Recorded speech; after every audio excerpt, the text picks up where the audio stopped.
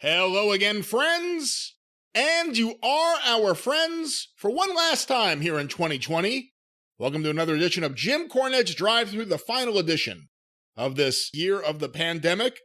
I am the great Brian Last, your host, and of course, the man who answers your questions each and every week, the man who will be guiding us through another stellar watch-along, the man who has so much to say, the star of the drive-thru, the exalted one of the post office, Mr. Jim Cornette. Yeah, well, you started buttering up there at the end of that, but I thought you'd about finished me off at the start. For you're our friends one more time, one last time, the last program. The last time in 2020. Well, see, the problem is we're a week behind because I'm going to expose our business. We're recording this before Christmas because we're trying to get the opportunity to take several uninterrupted days without having to record audio and things. So I'm not yet at the end of the year type of thing in my mind. You see, it's another time warp. So perhaps I'm not there yet, but I think they're going to continue to be our friends into 2021. A seamless, peaceful transition of friendship from one year to the next. Just a jump to the left. Jump down, turn around, pick a bale of cotton. You said it was a time warp. A time warp. Well, the jump to the left and then the jump to the right. That's right. And then jump down and turn. I don't know. Pelvic thrust. Oh, for fuck's sake. You know that movie sucks. And not enough people say it. Well, it's a whole thing. We won't go into it. I'm just wondering how rotten this year coming up is going to be, 2021. Can it challenge 2020 for suckiness? I think in terms of global health, things will improve eventually. In terms of wrestling, I think it will certainly rival 2020 in terms of suckiness.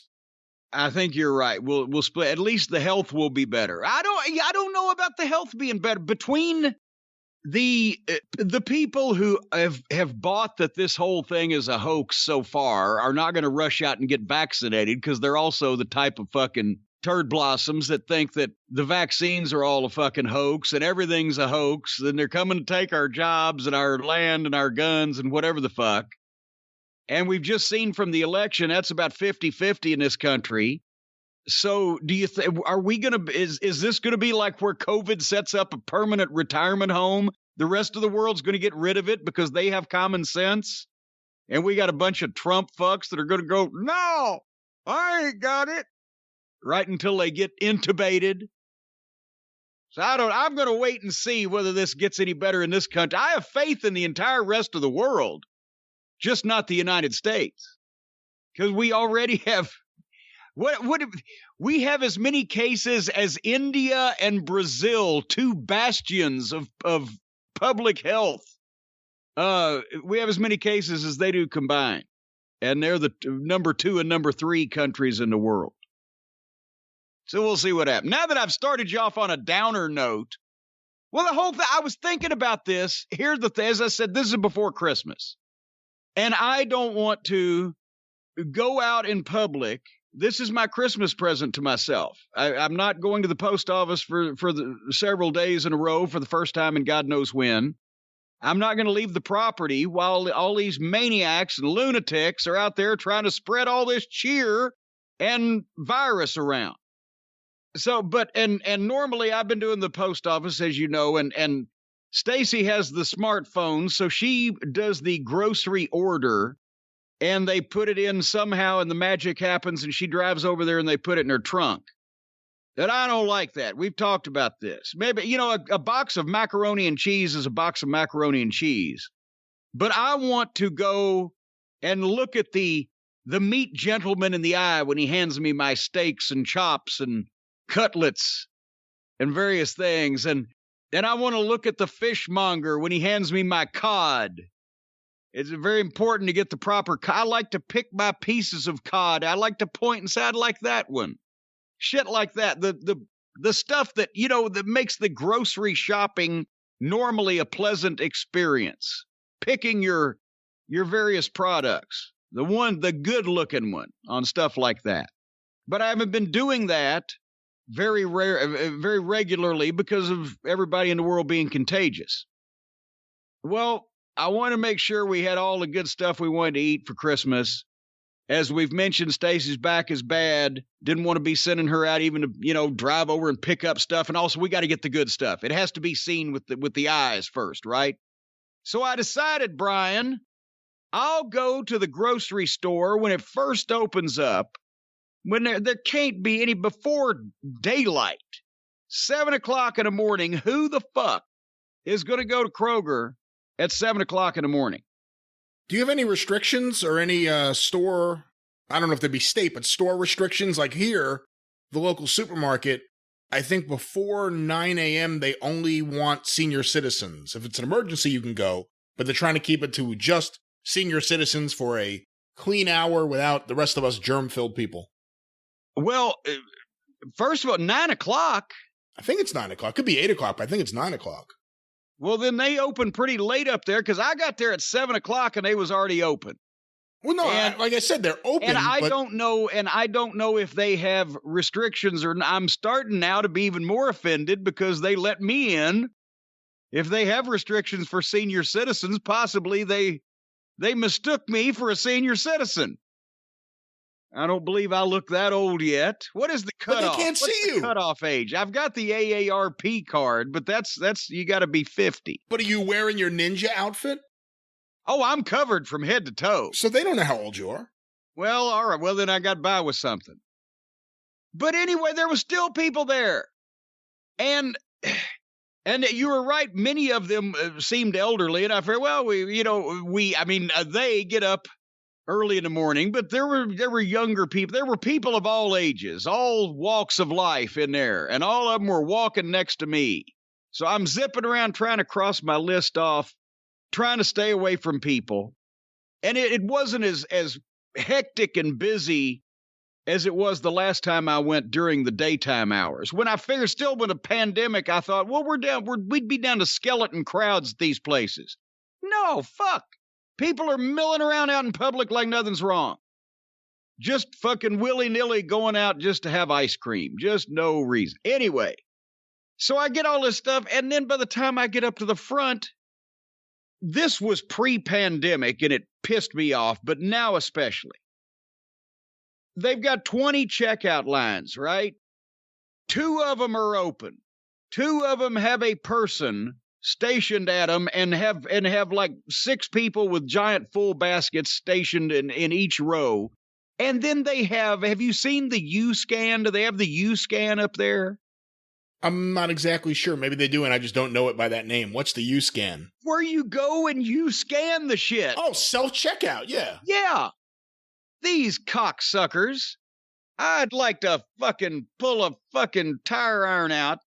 They used to have your speedy checkout line, like 15 items and under. And I'm a person who will count my items. And if I've got 16, I'll put 1 back just to not have any trouble, but still be able to go through that line. They eliminate the speedy checkout lines, 15 items and under, and put in a bunch more U-Scans. They have 20 checkout lines that can be manned with people, but they got 2 of them open. The one guy, as I look, that's the one checkout clerk, my God, I felt so sorry for him. This guy has to be in his 80s. He used to be probably 5'6", but he's stooped over to 4'10". He is moving in slow motion because he's so feeble that I'm afraid if they open the door, the wind will blow him off his feet. His birth certificate was written with a chisel. I'm not going to get in this line. So I look at the next line. The next line is the woman that wants to have a conversation with everybody about every item that they buy. So I said, fuck it. I'm going to abandon my principles because I'm insulted that especially the cost of these items, the U-Scan, they're making you not only pay for the shit, but do all the work. so they don't have to hire more people to man those checkout lines. It's been an age-old custom at the grocery. You go, you pick out your shit, you put it in the cart, you go to the checkout line, you have an interaction with the checkout clerk. A human being scans your shit, you pay them, they hand you your receipt and a few coupons, and you bid each other good day. You got a professional handling this shit. I go up there, for one thing, the U-scan's too fucking small, and they say, put the item in the bag, right? Well, eventually you're gonna run out of room to put the items in the fucking bags. Then you gotta fucking put the bags in the cart. But if you put the bag in the cart, then it gloms it up and says, call attendant. So then I go, oh, attendant. And they hire people to stand there and watch their customers checking themselves out. And then they have to come up constantly and fix these machines. So if they're paying that motherfucker to stand there and do that, why can't they pay that motherfucker to check me out? So then I've got $350 worth of shit in this massive cart. I'm trying to put it in these little teeny fucking plastic bags that ain't worth shit and put it on this pressure-sensitive fucking platform that's going to tell them, and alarm bells are going to fucking ring if I don't put my goddamn can of fucking Ready Whip instant fucking whipped cream in the goddamn bag. And then it's going to call the attendant again. Now we're getting to be in a good fucking relationship here, me and the attendant, because she's coming over here every 15 seconds because something else is jamming up. And how do I fucking ring up 6 fucking 12 packs of Sprite Zero and set them all up there? If I could make that fucking pyramid, I could be on America's Got Talent, balancing all this shit up there. And then it comes to the onions. How do I know how to fucking scan onions on this thing? It's got no fucking barcode. I'm not a professional checkout clerk. Do I just type in onion? Yeah, it has usually something where you could type in either the item number, if it's like a banana and has the number on it, or the name of the actual fruit or vegetable. That's not my responsibility. I'm the purchaser. I should not have to be doing this work.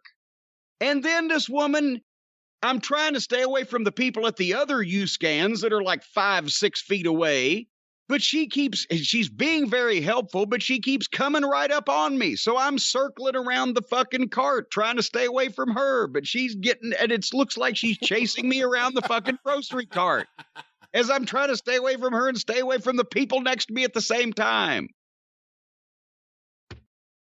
Don't go to the grocery. I would think you would like self-checkout because you don't have to deal with people. No, I want somebody to do that. I want to put the items on the fucking thing that then moves, and I want them to ring them up, and I want them to come out the other end, and if I don't like the cut of a bag boy's jib, I will bag my shit myself so I know that it doesn't get squashed, and the shit goes in the right bags depending on genre. And in that case, I always ask for paper bags. What do you mean depending on genre? Depending on genre. You put stuff in boxes, cereal, mac and cheese, things like you put that in a bag. You put cans, you put them in a bag. You put fucking meat in a bag. You put depending on how you're going to take it out. Do you bring your own bags? Fuck no. You'd have to. You'd have to if you lived up here. You'd have to. 15 paper bags. I like paper bags also because they hold more. Not these little flimsy fucking plastic things where everything falls out and rolls around in the car. But if you put too much in a paper bag, it rips. Then you double bag. What's the matter with you? Act like none of you people ever went to the grocery before all this fucking instant do-it-yourself plastic shit was created. You know, they have banned plastic bags in New York. And they're trying to get us, I think it's going to be banned in New Jersey next. And, you know, they push reusable bags. Bring the bag back in. You get a little bit of a, whatever it is, like a 5-cent discount, which doesn't really matter much. But you're doing your part to help the environment. And they're pretty good bags because they're nice and spacious. And yeah, they're good. I'm firmly in favor of getting rid of the plastic bags. I'm not going to bring my own paper bags, but it's not going to... It's like, you know, a sack. No, a big grocery bag, a paper grocery bag. I use those constantly. Those are garbage bags for the truck. Those are to hold magazines or books. Those are to fucking In emergencies for puppy to pee on. They have multiple uses. How many paper bags do you have in your house right now? Well, since I've not been going to the grocery, very few, probably less than a dozen, I would say. Okay. I was afraid you were going to say I have a couple hundred. Of course, who doesn't? Well, and under normal circumstances, I would have a pretty large stack.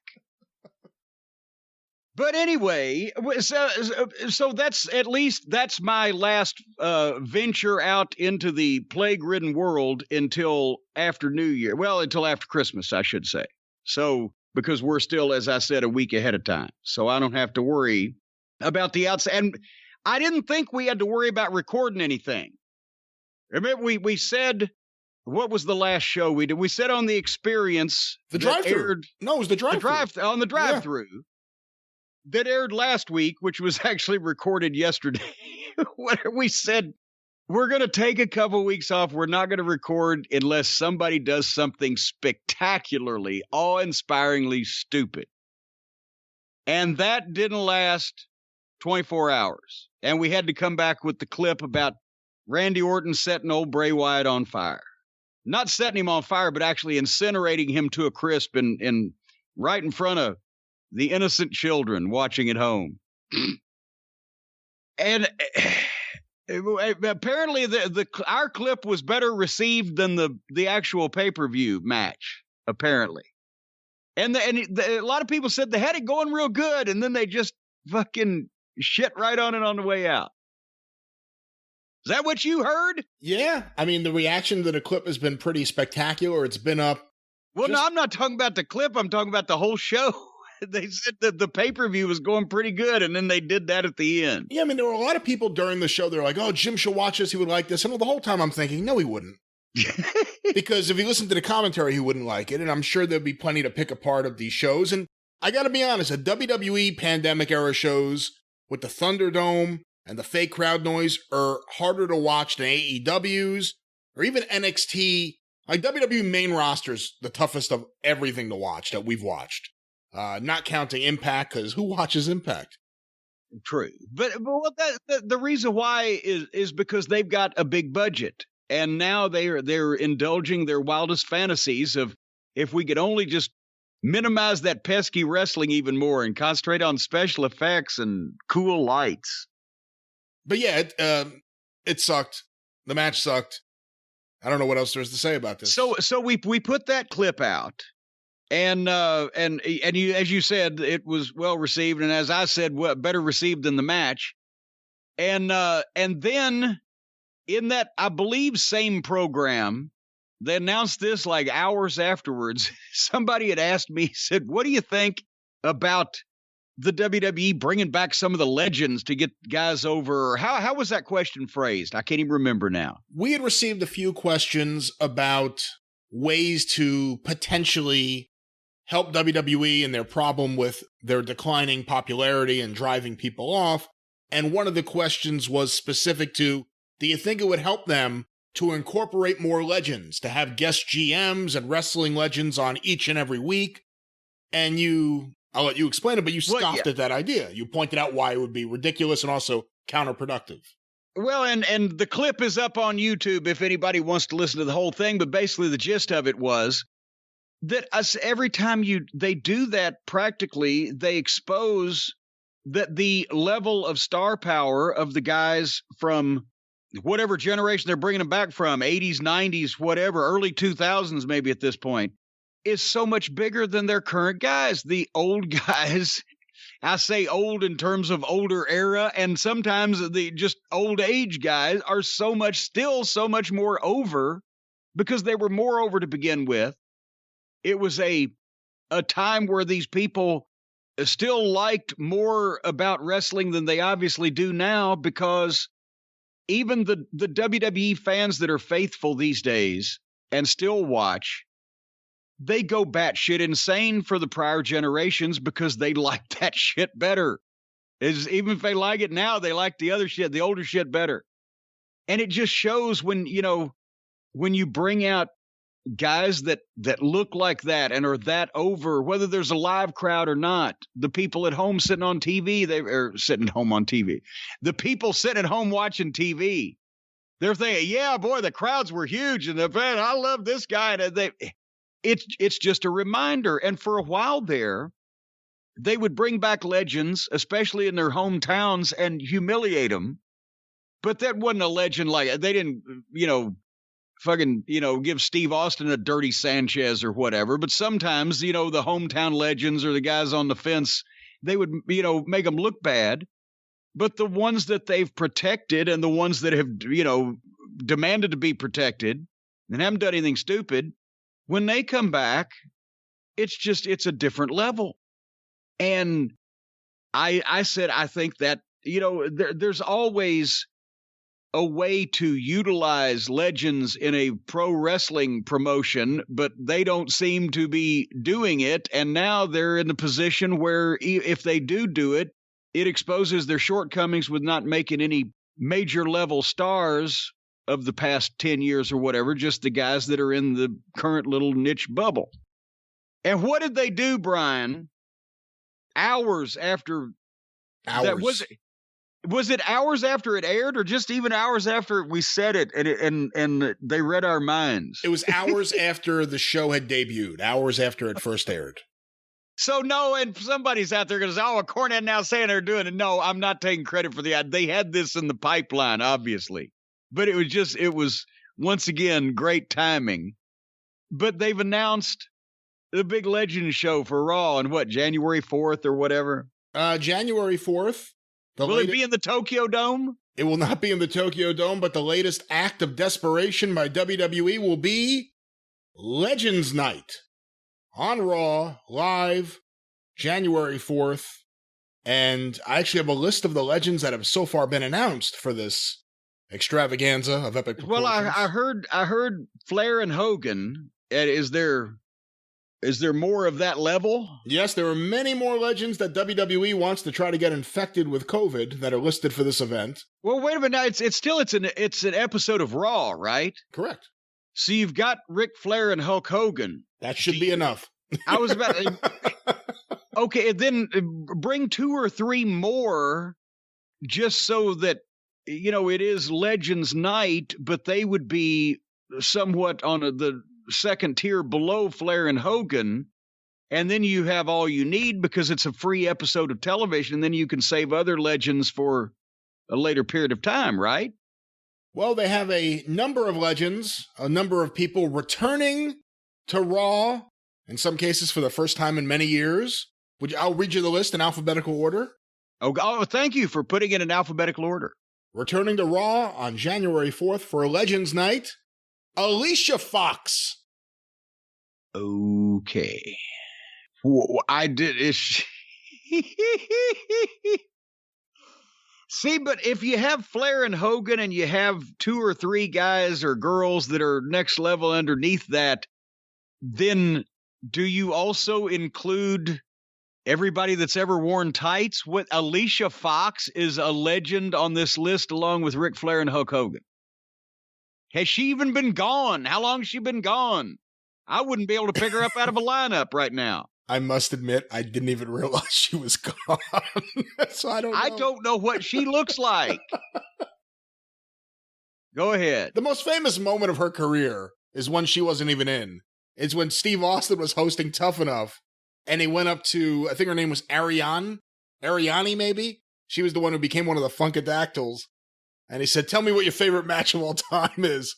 And she said, "Melina versus Alicia Fox." Oh my God. And he just incredulously said, "Who?" But also returning to Raw, January 4th, Legends Night, big return, Beth Phoenix, the Glamazon. I like Beth. Beth spent a lot of time here in OVW. Great athlete, apparently wonderful mother now, resident of North Carolina. So there you go. You got one of the legendary girls of the 2000s. So there you go. And I guess because the Raw audience doesn't watch NXT, they don't realize she's been there the whole time. Well, Yeah, she is on television, but they never see her. No, well, actually, that's a good point. She doesn't go to the NXT tapings. No, is she going to go to Raw? Is she going to Raw? Well, they wouldn't announce that she was going to be there as part of Legends Night if she wasn't going.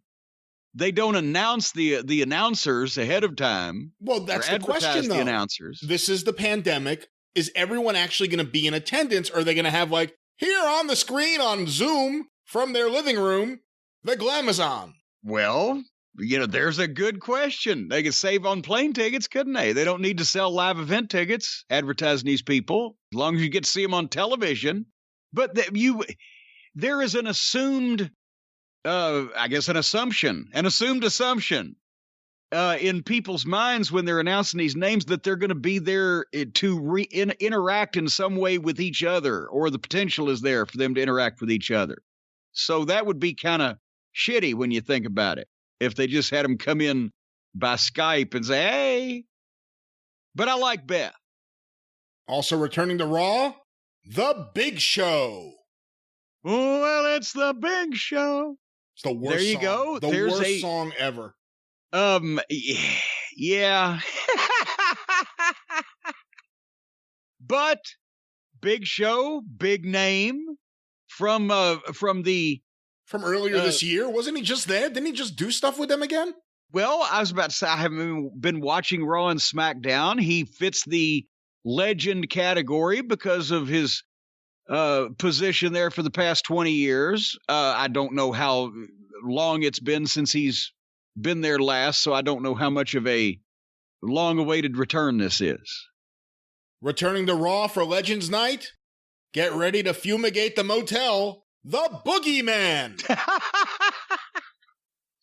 And if anybody wants to know that story, then you can check that out on YouTube also. I love Marty. And every time that I see him, I've seen him at several of these fan fests and conventions over the last few years. And he's always got a hug and a handshake, right? And a smile, even though he hasn't got all his teeth. But are we, once again, are we watering this down? Doesn't it, if you have Night of the Legends and you really want to make it an attraction, don't you have Ric Flair, Hulk Hogan, one or two female performers and a couple of second tier guys, and it's everybody now. I don't know that the Boogeyman I would fit as legend, and that's not knocking Boogeyman. Also returning to Raw for this Hall of Fame. Returning to Raw for this extravaganza, 5-time WCW champion Booker T. Okay, there you go. Booker T is a guy that I'm talking about. Have somebody that's fucking got status just a notch below the Flair and the Hogan, and a couple more of him, and that fits. Also making a big return. But now, wait a minute. How long's it? Isn't Booker still doing stuff? I see pictures of him on Twitter, but he does a podcast and he does other shows and stuff. He hasn't appeared there for a while. I thought he appears on like their pregame or postgame shows for the pay-per-views, but I don't watch those. But that's okay, but maybe that's what he's been doing. In that case, it's not that. Once again, it's not that much of a stretch. Oh my God, he's back! If he's still actively participating, but it's not. But he is the level of guy that should be there. Making a big return to Raw. I don't even remember the last time this person was there for Legends Night. Candice Michelle. Okay. Can you explain to me, Brian Last, who she is? She was one of the divas in the era of divas who I think she was in the GoDaddy commercial. That was a big deal for a moment. Oh, yeah. GoDaddy. Yeah. Okay. I remember one of the girls being in a GoDaddy commercial. Well, I'm glad to see she's back. Also making a big return for Legends Night, one of the younger legends on the list, Carlito. Okay, seriously now. And is fake Razor or fake Diesel going to be on the list now? What is the cutoff for legendary status here at this point? Whoever answers the phone. Okie dokie. Well, See, he would fit in if they did like one of those gimmick battle royals like they did at the WrestleMania you were in. Yeah. If they did one of those now, Carlito, perfect entrant. There you go. But Night of Legends, I'm not seeing it. Also returning to Raw from Mudlick, Kentucky, Hillbilly Jim. Okay, there you go. And one for the 80s. Hillbilly Jim, he was on the cartoon show, he was on the albums, he was on Rock and Wrestling. Everybody remembers him. He's personable, he's done PR and shit for years. There's another one of your legends that you could have from the 80s era underneath, as I mentioned, guys like Flair and Hogan. And it's not out of place, and he can do, whatever. And also a lot of people probably are thinking, well, fuck, Cornette's really 80s crazy and gone nuts now, but Hillbilly Jim also was on network television in the 80s and was seen by more people in one television show than AEW, NXT, Raw, and SmackDown on any given week combined. So, blow me. Returning to Raw, the immortal Hulk Hogan. Well, I think he qualifies as a legend. If you're going for WWE Legends Night, Hogan fits. But again, this goes to the idea, if you wanted to lump a bunch of these former WWE superstars together and say they're all back for Legends Night, that's one thing. But I would think that if you were going to bring back Hogan, that's enough for just one. Hulk Hogan returns to Raw, like one night, a big deal of just Hogan appearing on the show. Well, but also, and see, that's what I'm saying. You need a few more, because instead of just saying Hulk Hogan returns, if you set up a Legends Night, and did they announce Flair? I heard Flair. I haven't gotten to him in the alphabetical list, but yes, okay, in the alphabetical, I see. We're still going on this list? We're only in H. Oh, Jesus Christ. You need, if you advertise Hulk Hogan's going to be there, the premise is, why is he going to be there? Well, the premise is it's Legends Night. Well, then you need a few more legends, and you got to have somebody like a Flair as the antagonist for the people to think, well, maybe there's going to be some shit go on, or they're going to fucking trash talk each other, or there's going to be some conflict with that other guy. I can say, and so you have a group of legends, and people can wonder, well, what might happen if they interact? But 27 of them? Then does that mean they're all going to get 15 seconds apiece to wave like at the Undertaker tribute? Keep going. I'm sorry, we're only in H. Forgive me. Get your books in order. Returning to Raw, Erwin R. Shyster, otherwise known as IRS. And he's going to pull out a tire iron and jump Randy Orton for burning his fucking family member to death. How are they related? That's a good point. That's right. It's his son. Yeah, that's right. It's his son. Blackjack's, his son and son-in-law and grandson, blah, blah, blah, and all that shit. So there you go. Speaking of divas, returning to Raw for Legends Night, Ivory. I have no issue with Ivory. As a matter of fact, I'm the one that got Ivory her spot. I booked her as a bumpin' hoe for one segment of Raw. No, seriously. I've told you this before, right? Well, just the way you put it, a bumpin' hoe. Well, that's the instruction I got. I'm sitting home in Connecticut. I knew all the promoters, handled a lot of all the third-party bookings, and handled a lot of the guys that they would bring in for tryouts and et cetera, because I kept an eye on who was running where in different regions, and I could get job guys for TV, blah, blah, blah. So they called me. That's when Shitstain had old Cornrow head carrying his papers. Monday night in, where the fuck were we? It was Phoenix or someplace out west, but isolated. Denver or Phoenix. Someplace that is hard to get to, and they didn't have a lot of local wrestling. Said, we need a bumpin' hoe for the Godfather segment. She's got to be one of the hoes, but she needs to know how to take bumps. I said, I'll get right back to you. And I used to fuck with them, right? Because they'd come up with these weird things like, we need a midget that can sing, and I'd fucking find the guy, right? So I call Howard Brody, because I knew Howard had been working with the ladies group. I said, who knows more bumpin' hoes than Howard? And who knows more bumpin' hoes than Howard Brody? I said, Howard, I need a bumpin', and this, I think she lived in Las Vegas at that point in time, but everybody, Ivory was Tina Ferrari on Glow. And that's right. She actually, a lot of the Glow girls, and I don't want to get a whole feud started, but let's face it, they were not Mildred Burke. But Ivory, she was in good shape. She could go, she could work, right? And what a personality. And she just looked great. So anyway, so I got her number, called him back in like 20 minutes. Okay, I got your bump and hoe for Phoenix or whatever. And when she did the spot, once they found out that she had a wrestling background, her personality, she looked like $1 million, they fucking hired her, made her Ivory. But anyway, having said that, are we stretching legend? Is everybody get to be a legend when they've been in the business 20 years?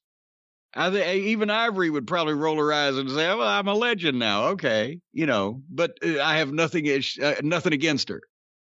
Returning to Raw, January 4th, potentially to have a confrontation with Ivory, the timeless Jacqueline. Well, there you go, Miss Jackie. Good old Miss Texas. Same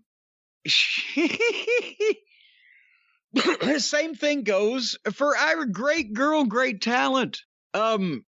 Is everybody a legend?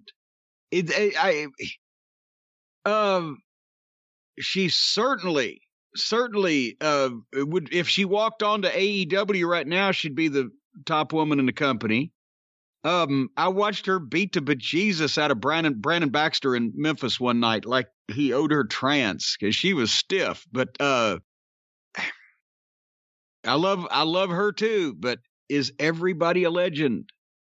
And how are they going to have time to do something meaningful with all these people, or does it just water it down and prevent? Like I can see bringing Ivory or Jackie back to do a fucking tag spot with somebody. And it means something instead of them just coming out and doing a parade wave thing or something if they wanted to. I don't know. Also returning to Raw, a real trendsetter, one of the first wrestlers whose father bought him a promotion, Jeff Jarrett.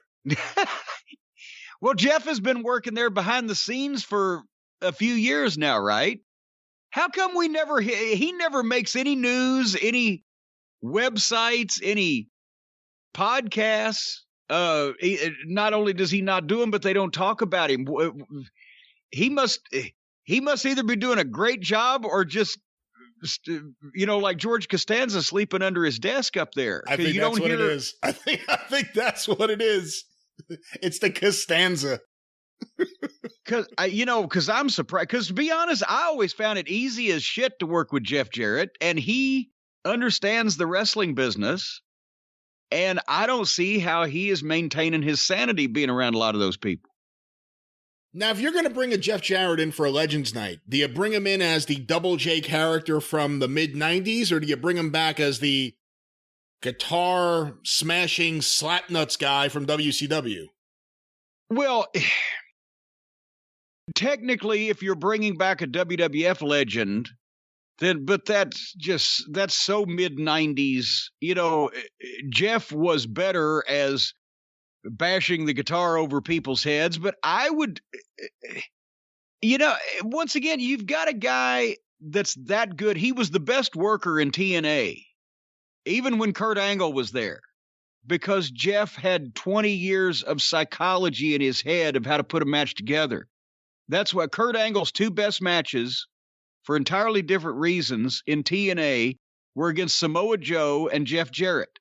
Samoa Joe because they played to their strengths, and it was built and booked by the buildup was booked by Dutch Mantell as unusual, an actual fight between two badasses. That was one of the only times ever in TNA that was actually allowed to happen with Shitstain in charge of creative, so it worked. But if you go back and look at that one single match main event they had, and God, was it Nashville or was it Charlotte? I can't remember. One of the away pay-per-views. Jeff and Kurt Angle had them fucking throwing babies in the air by the end of it because it was a old-fashioned psychological world title match. And they finally did a spot where they were crawling back in the ring to fucking fight each other. The people are going crazy. Anyway, I would make Jeff some type of on-air. I would acknowledge him as being in the administration of the WWE without saying creative team or what. I don't even know what his job title is, but I would give him a working position on camera as a guy that could either had some authority or could make some matches or whatever. Because that's what he's most famous for over the last 10 years. Everybody acknowledged he was the guy that created TNA. His promotion, Global Force Wrestling. He was doing fucking shows. He's the guy that builds companies and gets the most out of the least sometimes. And can you think of anybody else that's promoted as much stuff, gotten as many TV projects through that fucking drag racing thing on the racing channel? They did a show for India. More I'm thinking about this, I'm saying make him a fucking character on television where he's a goddamn outlaw. The modern day Jack Pfeffer. He goes places and starts wrestling promotions and gets people to work under him, and you could start something with that. And it's real. I don't know. Anyway, hopefully he won't hit Hulk Hogan with the guitar again. That didn't work out well that time before. Well, if he wants to hit Hulk Hogan with a guitar, he may have to get past this man. Returning to Raw, Jimmy Hart. Poo-poo. There you go. Now you're back with WWF Legends. There you go. Jimmy Hart not only fit with Hulk Hogan because they're running WCW in the 90s, but opposing him with all of his heels in the 80s and Hillbilly Jim and the blah, blah, blah. There you got a manager. So if you had a manager and a female and fucking Hillbilly Jim and Flair and Hogan and maybe Booker T, you got a nice little selection there. Another favorite of Dixie Carter's, the Olympian, Kurt Angle. Okay, he fits for a legend show too, but now we're starting to be overkill, aren't we? This is one free television program.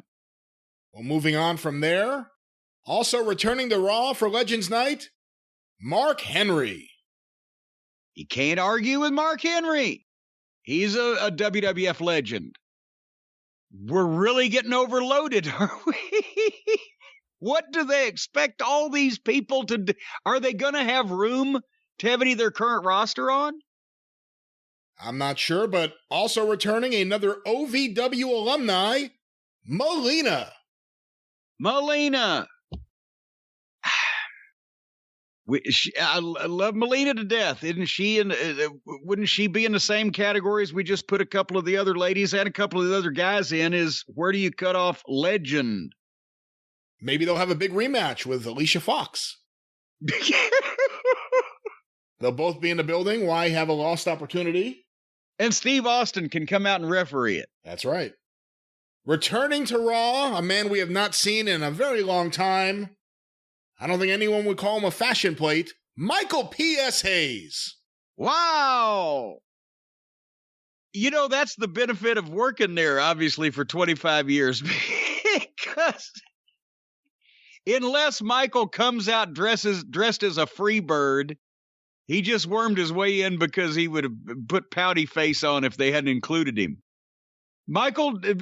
Did Michael Hayes ever wrestle for the WWF past the Freebirds' initial run in 84 that ended quickly? No. When did Michael Hayes use his... When Michael Hayes was an on-camera interviewer, he was Doc Hendricks, right? Yes. So shouldn't Doc Hendricks be coming back to be part of the Legend show? Have they acknowledged that Michael Hayes actually works in creative and has for years and years and years? Well, I think he was Michael Hayes when he managed the Hardy Boys and when he was in the Gimmick Battle Royal at WrestleMania. Yeah. Well, he managed the Hardy Boys as Michael Hayes. Yes. So then I think he should either dress as a free bird or he should be advertised as Doc Hendricks. Do you know what the PS stands for? Purely sexy. Prissy Sissy. According to Ted DiBiase. But anyway, returning to Raw, Mickie James. Mickie James. I thought she was on Raw. Or I thought she was an active wrestler. Is she not? she had come back here not long ago, had she not? But then she may have left during the pandemic because they just had a baby not long ago. But I'd seen her wrestling, or her advertised as wrestling, or reported on as wrestling here not long ago. I don't know. Same. I mean, it's nice. She's in the same era as Beth Phoenix, Fitz, but we're way into overkill now. Well, only a few more names, and of course, want to remind everyone. Lord, I hope so. Want to remind everyone. Bigger than their normal roster. You never know who will appear on Raw. There could be many, many, many surprises. But also announced the 37-time World's Champion, including 20 wins and losses in New Zealand, the Nature Boy, Ric Flair. Woo! And I would think that everybody's hoping that, Flair and Hogan will get in some kind of promo contest with each other or something. I hope they don't get physical. I'm hoping no one gets sick. True. If they're traveling, if they're going to be there. Also returning to Raw, a true legend and a real American hero, Sergeant Slaughter. There you go. Slaughter is probably for the 80s, besides Hogan, for the 80s WWF fan, would be the biggest name on this list so far, right? So, I mean, he fits. But it's an awful expansive list. Also returning to Raw, his old stomping grounds, the Native American superstar Tatanka. Oh boy.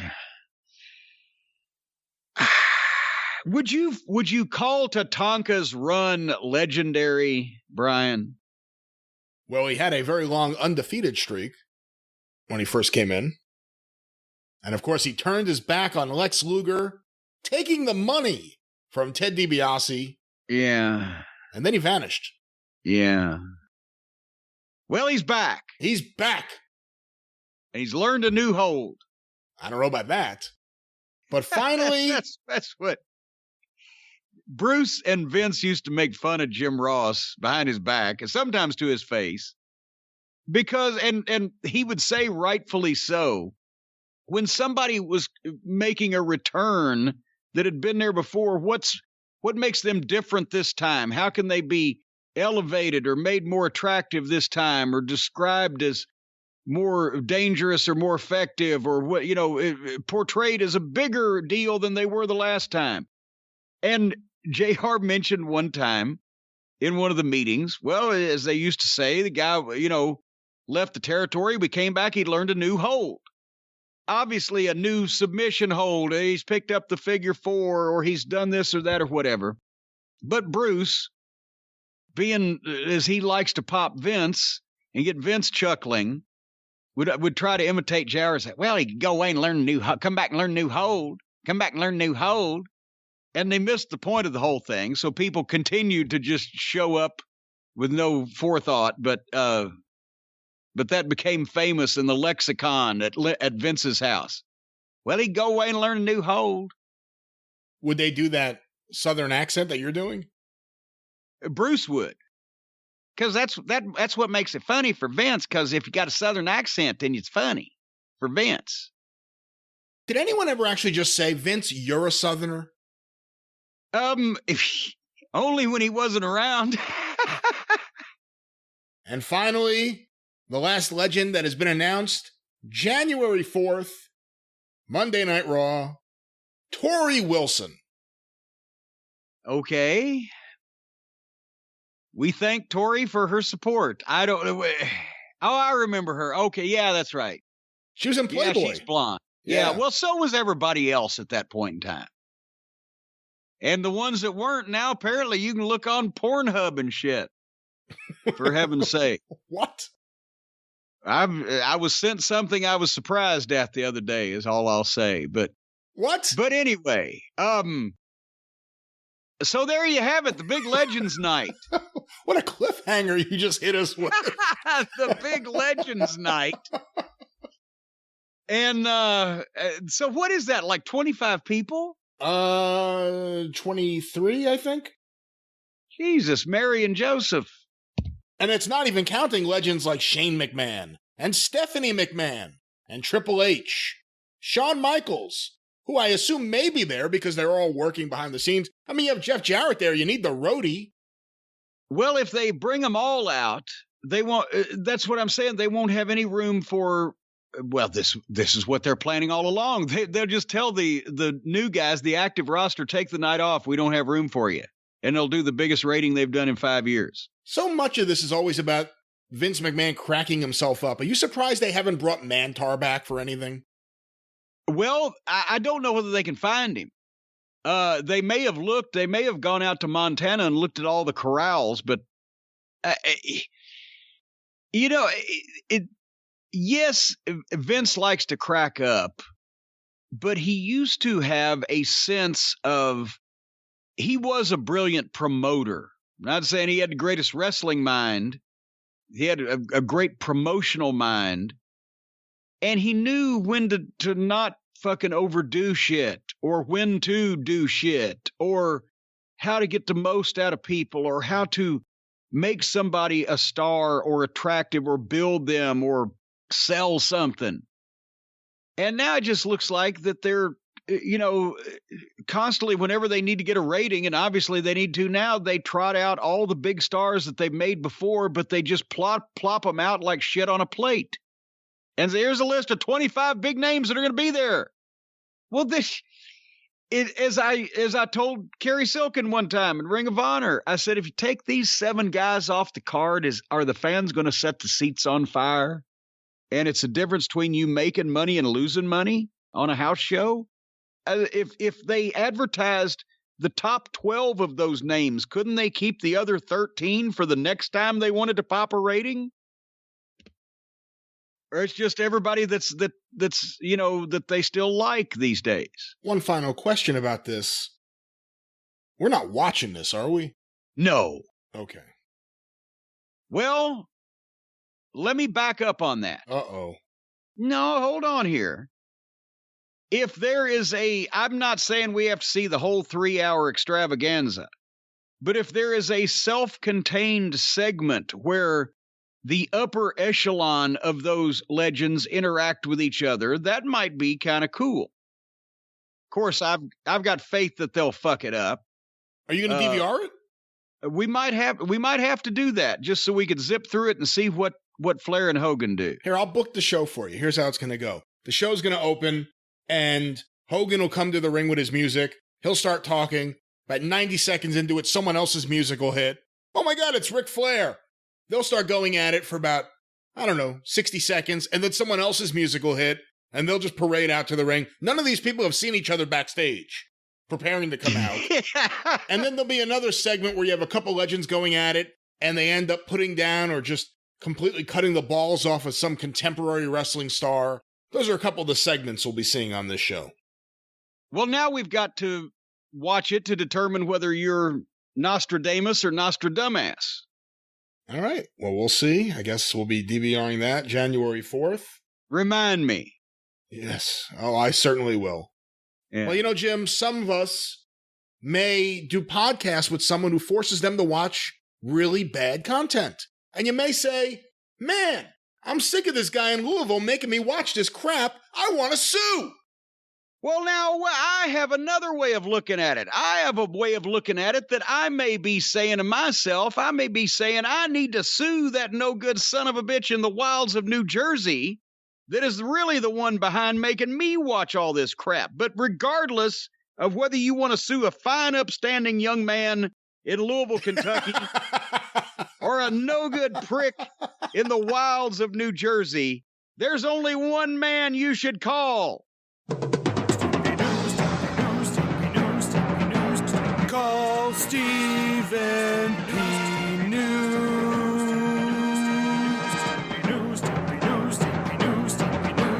If you need to sue.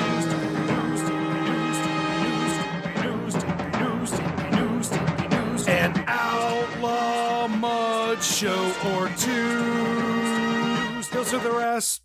You know, ladies and gentlemen, it was a New Year's resolution years ago that I made that I have stuck to since then, that I was only going to speak to attorneys in my life for the rest of my life when they were working for me and on my side. And I'm proud to say that after many years of having to talk to the other side, I have kept that New Year's resolution. The only attorney that I speak to now is the attorney that's on my side, that's on your side, that's on the side of the people. Stephen P. New at newlawoffice.com, 888-692-8084. He's a member of the Cult of Cornette. He's helped countless members of the Cult of Cornette. We've read some of the testimonials over the many months that Stephen has been featured here on the program. He's also involved in so many of the cases against the major corporations that may have harmed you or damaged you that you need compensation and relief from, whether the pharmaceutical companies or the big oil companies. The company that poisoned the entire city in West Virginia there. He's filing class action suits as we speak, and very shortly the deadlines are up on the cancer Zantac issue, on the cancer Roundup issue. He's helping some folks in nursing homes and senior citizen centers as we speak right now with elder abuse and lack of proper care. He's on top of things. And if you need advice, if he can't handle your case, he'll tell you who to get handled by. And when Stephen tells you somebody can handle you, that handler is going to handle you right. 888-692-8084. If you need to sue, call Stephen P. New at newlawoffice.com.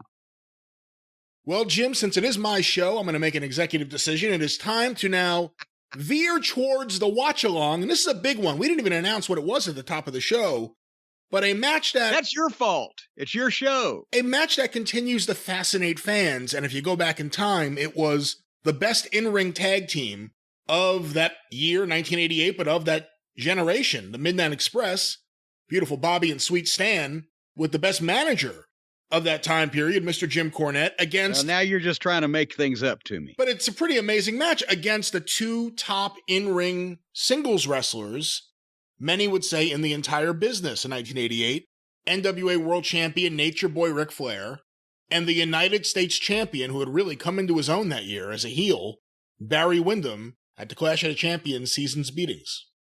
Well, and that's the big thing is because it's Christmas week, we thought we would go back and this was kind of our most Christmassy match. And say Christmas night used to be, as we've mentioned so many times, the big night for professional wrestling live in the arenas across the country.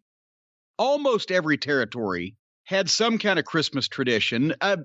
The Tennessee territory didn't really, because they ran every town 52 weeks a year. And they found that it was better to stick to their normal nights. So if Christmas night came on, a Memphis or a Nashville, usually they like Nashville because then everybody could be home. But it wasn't the same. But in so many of the territories, Christmas night in the Omni or Christmas night. And as a matter of fact, we used to do in the mid 80s for Crockett, a show either in Charlotte in the afternoon and then Atlanta that night, or in Greenville, South Carolina and Atlanta that night. Greenville, South Carolina would draw 6,000 people, sell out for the Fan Appreciation Christmas afternoon show. And then you'd hop in the car and drive as quick as you could to Atlanta or go back to Charlotte. So, Christmas was, well, then, of course, by the time that the Clash of Champions came along and TBS had just bought the company, Starrcade was moved from Thanksgiving to the day after Christmas that year. They started the tradition of not running the holidays. Vince was doing pay-per-view only on Thanksgiving there for a while, and then that tradition stopped. Thanksgiving and Christmas, the two biggest nights of the year for live wrestling across the country. Then there's no live wrestling anywhere. So that was one change. But anyway, so this was season's beatings. It was the fourth Clash of Champions. People have asked about my Santa Claus tennis racket cover. That was a question the other day on one of the other drive-thrus. It was a Santa Claus toilet seat cover that I got at Target or Walmart for Christmas and had my mother-in-law sew into a tennis racket cover. And this was the first Clash under TBS ownership, so they were actually putting more promotion into it. Do you remember, did you ever see my commercial? That's something, they've had the clip of me and Michael Hayes doing promos for King Kong versus Godzilla on Grandpa Munster's Super Scary Saturday. I've seen that. But I've not seen my Seasons Beatings commercial. I don't know if I've seen it. Somebody's going to find it now. They ran it in regular programming on TBS to plug the Clash of Champions. They had me come down to Atlanta one day to the studio, and they had a Christmas set, and I'm sitting in a chair with my red and green, suit on and the Santa tennis racket cover, and they had written copy for it. It was a takeoff on 'Twas the Night Before Christmas, but about the Clash of Champions. And I can't remember it now, except the end of it was, Seasons Beatings to all, and to all a good fight, right? And that was the 30-second commercial they were playing a while before the Clash. So anyway, this was also really the only Clash of Champions that was booked by Jimmy Crockett. This was during the period of time when they had fired Dusty as booker. He was still on this show as a talent. The reason why they fired him as booker was because he did the angle to switch the Road Warriors heel, where they put one of their spikes in his eye and tried to put his eye out. And everybody said it was the blood, but I just bled buckets 2 weeks prior to that when Paulie hit me with the phone. And there wasn't an outrage, but it was because of the gouging somebody's eye out, and he was the booker, right? Well, he was trying to get some fucking heat on the Road Warriors and, kick this thing off because he was expecting to be the booker of the new wrestling company that TBS owned. And he was trying to shoot the hottest angles, get the shit the way he wanted it.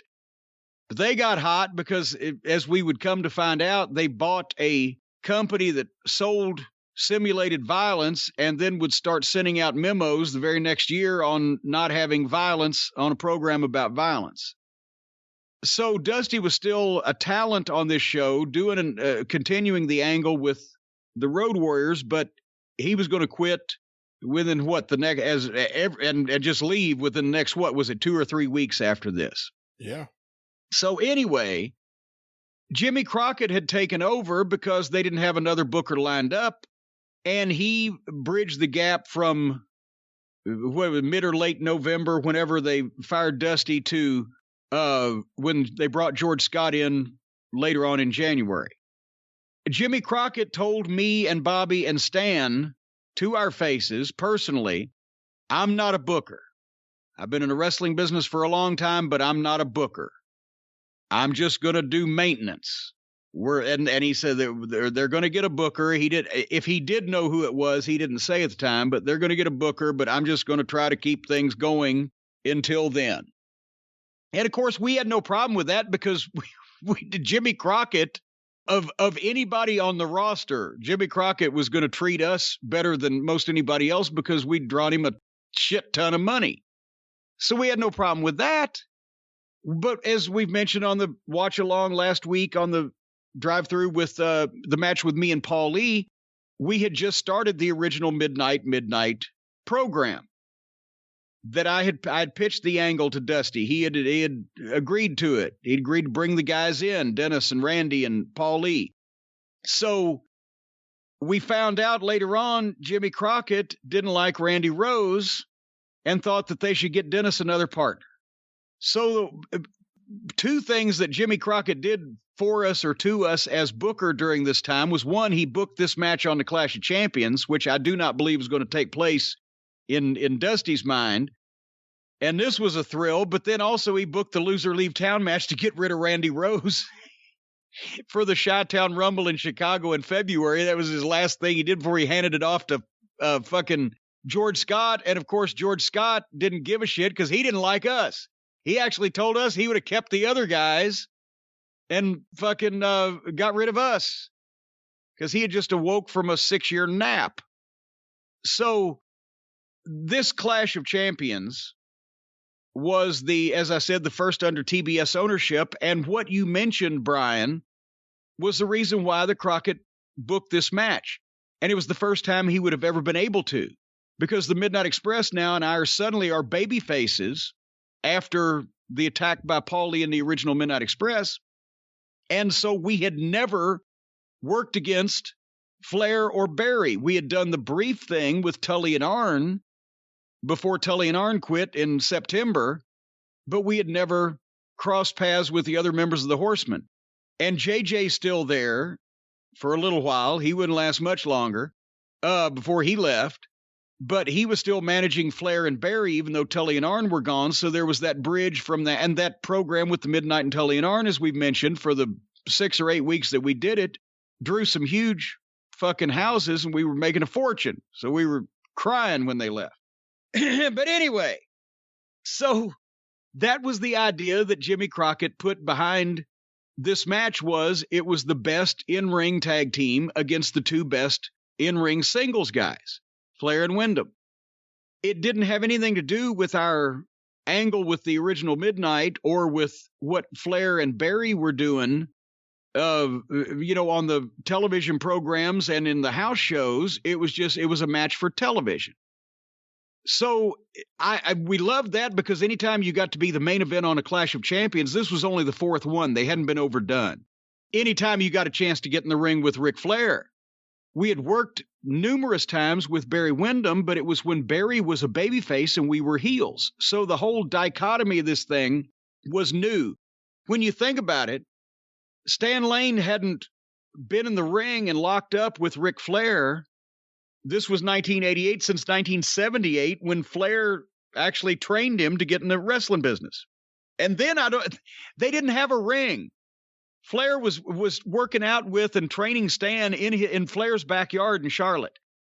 They do the road work in their subdivision, and he had Steve Travis over there too, Steve Muslin. They do road work in Flair's subdivision, and they'd work out he had a home gym, but he didn't have a ring. So when they went for holes and reversals, they'd do it out in the yard by the pool or whatever. So talk about, Stan Lane was trained in his backyard, but it was Ric Flair that was doing the training. They just didn't take bumps because it was the fucking yard. I've told you before how Stan met Flair, didn't I? At the hotel, right? Yeah. Stan was working room service at the Myrtle Beach Hilton. And he's 25 years old back then, and he's he was living in Myrtle Beach that summer because he was from Greensboro, but he would go out to the fucking clubs every night because he was the honorary mayor of Myrtle Beach. Sweet Stan was a thing before Stan got in wrestling.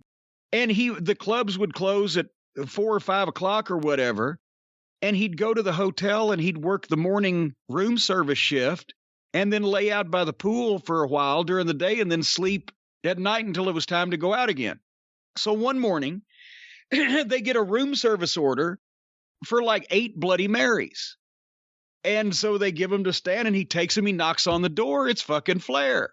And I'm sure Rick was not alone. It was Myrtle Beach, and it was 8 Bloody Marys, so he wouldn't have ordered more than 6 if he'd been by himself. But Flair's got a $100 bill, and Stan doesn't have change. And Flair says, here you go. And Stan says, I'll fine you and give you the change. And Flair says, I'm going to be at the pool. So however long he goes down, he gets the change. He goes back out later on, and there's Flair laying out by the pool. And now Flair's looking at Stan, and he sees, even then, as I said, when Stan walks out, he looked like somebody. And Flair says, hey, you ever thought about being a wrestler? Well, Stan had loved wrestling. He grew up in Greensboro, right? His favorite, George Catalina Drake, the fucking surfer guy from California. And he and Steve Travis and Terry Taylor, who was from Greensboro, had actually worked an outlaw show that somebody asked him to get involved with, like a couple of years before that. And they didn't know what they were doing. And it was one of those deals, right? But Stan had been a fan. He said, well, yeah, I know who this guy is, and I got blah, blah, blah. And he hooked up that when he moved back to Greensboro in the fall or wherever, he would start driving down to Charlotte and going to Flair's house. And like I said, they'd work out together, do road work in the subdivision, and Flair would teach him fucking lock up, holds, reversals, and smarten him up. And finally, he got a few matches after about 3 months or so in the Carolinas, and then they booked him out to Amarillo when Murdoch and Mulligan had taken it over from the Funks. and thus began the career of Stan Lane. But anyway, so they had never worked. And at this point in time, Bobby Eaton had never worked with Ric Flair. And we've mentioned that Flair, when he got the book, when he demanded the book later on in '89, 2 of the matches that he booked on the TBS main event shows were him versus Bobby because he wanted to work with Bobby. So that was cool. And a lot of the smart fans got into this because of all these relationships. Me and JJ on opposite sides, which we had done with the Tully and Arn thing, but that, gave a little more something to the package. And as I said, first time for Stan and Rick to work against each other, maybe, I think, ever. First time for Bobby and Rick to work against each other ever. First time for the Midnight to be baby faces and Windham to be heels, to be a heel working with each other.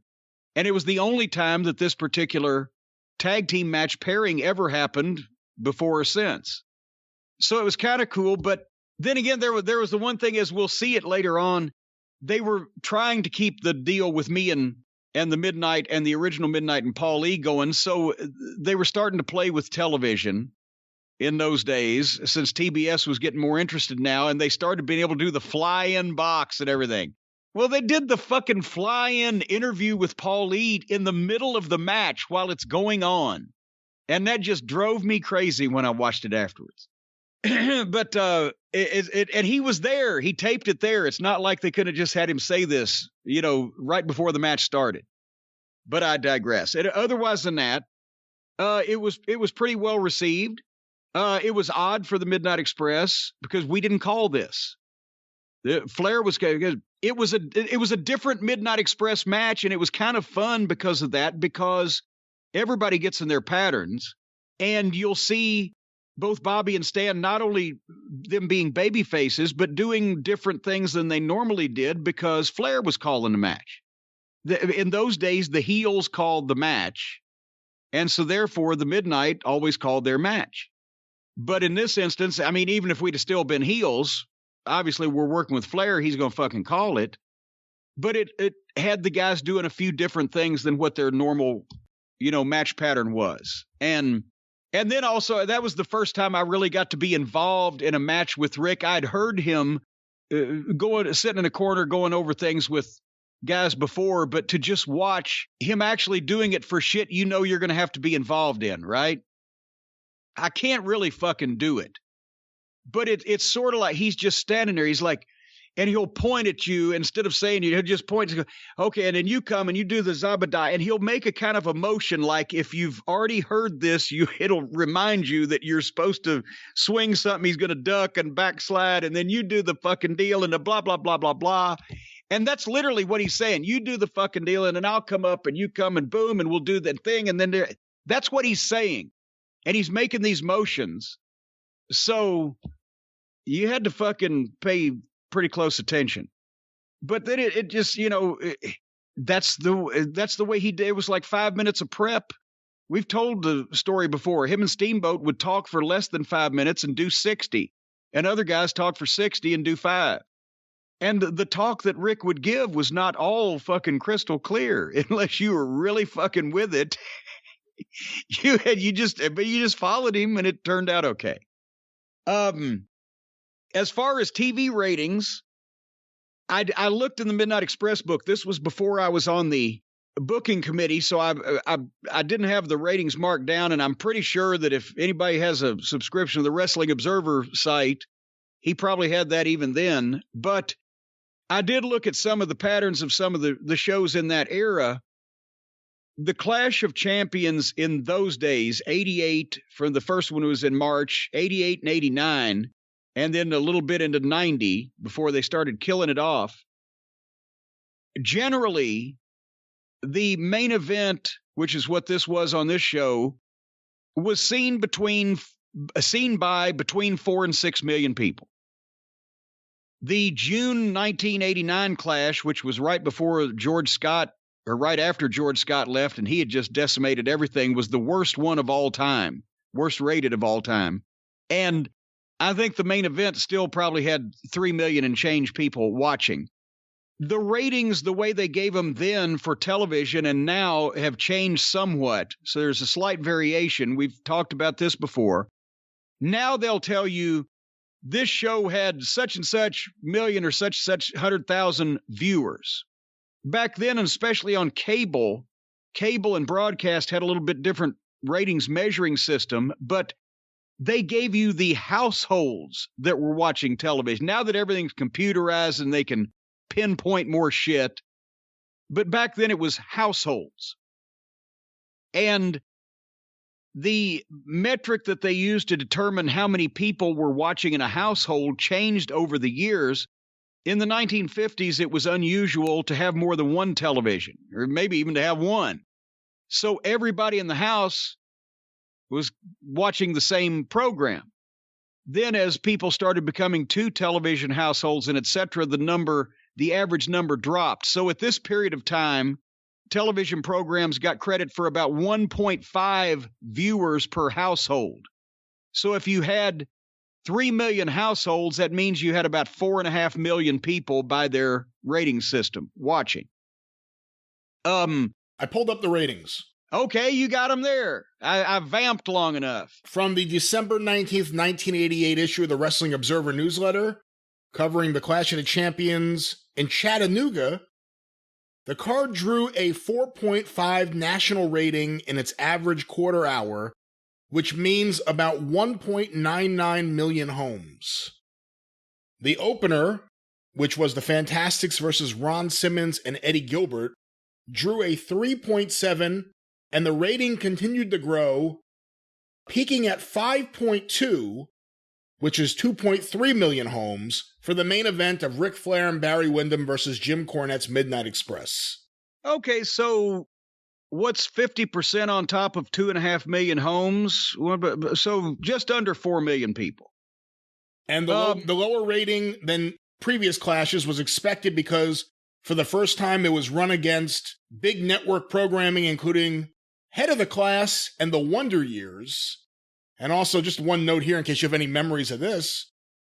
Dave wrote, I should point out this is the first time a TBS crew covered the show rather than the crew hired by Jim Crockett Promotions. Yeah. There was a lot of finger pointing after the show because the production itself was subpar, particularly at director Tommy Edwards, although some claim Edwards was made a scapegoat for problems due to lack of preparation. And then he goes on about the lighting and other things. Tommy Edwards was the director. They ended up firing him because they played the previous week's, in 1989 sometime, they played the previous week's Saturday night TBS show over again instead of the new one that they had shot. He mixed up the tapes. Or at least he got the credit for it. Yeah, TBS had started the production instead of Crockett's. And, you know, Crockett had he was on a shoestring in the Nemo truck, but he had the same guys doing the same things all the time. So there's a value to that. Whether they were the best in the world is debatable, but at least they knew what they were doing to get the thing done. So yeah, and I like, by the way, and that's why Dave said, well, they only did 4 million people, but they were up against some tough network competition. You know, I wonder if they'd like to apologize for 4 million people now. You think? I don't know. Also want to mention, this is a great main event. One of my least favorite matches of the era is on this show. 15 minutes of Dr. Death Steve Williams versus the Italian Stallion. Yeah. Awful. Yeah. Just awful. Yeah. Yeah. I didn't have a problem with them trying to put Doc over, but it shouldn't have taken a third of that long. But anyway, so there that was the business, the ratings, gave you kind of the background of the match and how this came about and why. And then and of course this was not followed up on because it was Jimmy Crockett's standalone, we need a main event for our TBS free special. And he thought that this would not conflict with anything they were trying to sell tickets to in the arena. What else, Brian, can you think of? Starrcade 2.5 weeks later. Yeah, and we did have our match with the original Midnight Express, which, as we mentioned on last week's Drive Thru, we wanted to put them over and get some heat on them, but Jimmy wanted us to beat them, so they beat us up afterwards. That was the day after Christmas, Starrcade in Norfolk, Virginia at the Scope. Still did, as I recall, what was it, $180,000 or $150,000 or something. There was still life in those towns. They hadn't killed them yet. And this in Chattanooga here, at the UTC Roundhouse Arena, a great wrestling town and a great building. I can't remember what the live crowd was, but it was several thousand people to come to see something they knew was going to be broadcast live on free television, on cable. So they still had some life in the towns, but it would take TBS a little while longer to wring all that out of everything. In a lot of ways, this Clash of the Champions is the end of an era.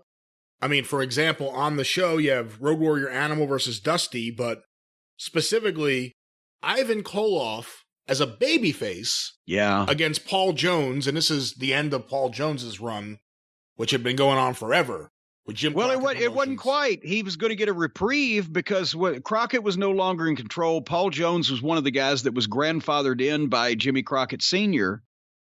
because he'd been there so long and he'd been figured in so long. But we figured, this is one of the changes that's going to be made. They took Paul out of managing and immediately made him an agent because they brought George Scott in to be the booker, and Paul had been George Scott's number one stooge for many, many years. So he got a reprieve for like 3 months, and then when they fired George Scott, Paul was the next to go. And on the topic of George Scott, there had been a lot of different rumors starting right around this period of time, but specifically right after it, that the booker was going to be Bill Watts, it was going to be Larry Matisick. A lot of different names were in the mix, and then somehow George Scott popped up. And as a matter of fact, Paul Lee called. We were at the hotel in Atlanta doing a 2-day TBS taping where they started, instead of Saturday morning so we could go out to the shows, they started taking up 2 nights of the week, doing 2 shows. So Tuesday and Wednesday, we'd be down there. He calls me in the hotel. Did you hear they named the new booker? I said, who? Because he somehow always knew all the scoops first, right? George Scott. I said, George Scott? Because it was like, naming a person from beyond the grave. What the fuck? How did this come about? And he's, we're in trouble. I said, what are you talking about?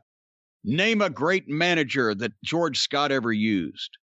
Because it's true. He didn't use managers in the Carolinas for the most part when he was booking there and in most of his runs. I said, well, Paul, and then there was one time Paul was very perceptive. I said, well, Paul, he can't really, we're signed to guaranteed deals and we're in an angle and we're 2 of the highlights of the television. His hands may be tied. Little did I know he didn't care about any of that. So that's how we found out, or how I found out about George Scott. But yeah, it was just, Watts would have been tremendous at that point. Larry Matisick would have been great for wrestling. And the reason why Larry Matisick was spoken about was because of the St. Louis connection. Herd did know enough to know that Sam Muchnick had been the godfather of wrestling. And Larry had learned from him. But Larry, while for wrestling and creativity would have been, I'm sure, fine, to deal with just the fucking personalities that were involved and would become involved, he would have gone out of his mind. And I don't think that the boys would have listened to him because they gradually started learning not to listen to anybody else because Herd was the boss and TBS was still in charge. So I don't think it would have worked. And plus, most of those guys, Flair knew Larry, but a lot of those guys didn't even know Larry because they hadn't worked in. Larry had not promoted in 5 years at that point. Is George Scott's run as booker the most destructive short-term booking run anyone's ever had? Wow, I can't think of another one that was that rotten that quick. Like I said, short-term, not someone just killing a territory over a couple of years, but... No, just coming in and taking something that, at the handoff had still been pretty valuable and fucking it all up. Yeah, that was pretty much record time. All right. Well, there you have it. Let's get to this match. Of course, you can access it on the WWE Network. Look for Clash of the Champions 4. Under the In-Ring tab, go to WCW, and they have various options for WCW programming. Clash of the Champions from December 7th, 1988 Clash of the Champions 4.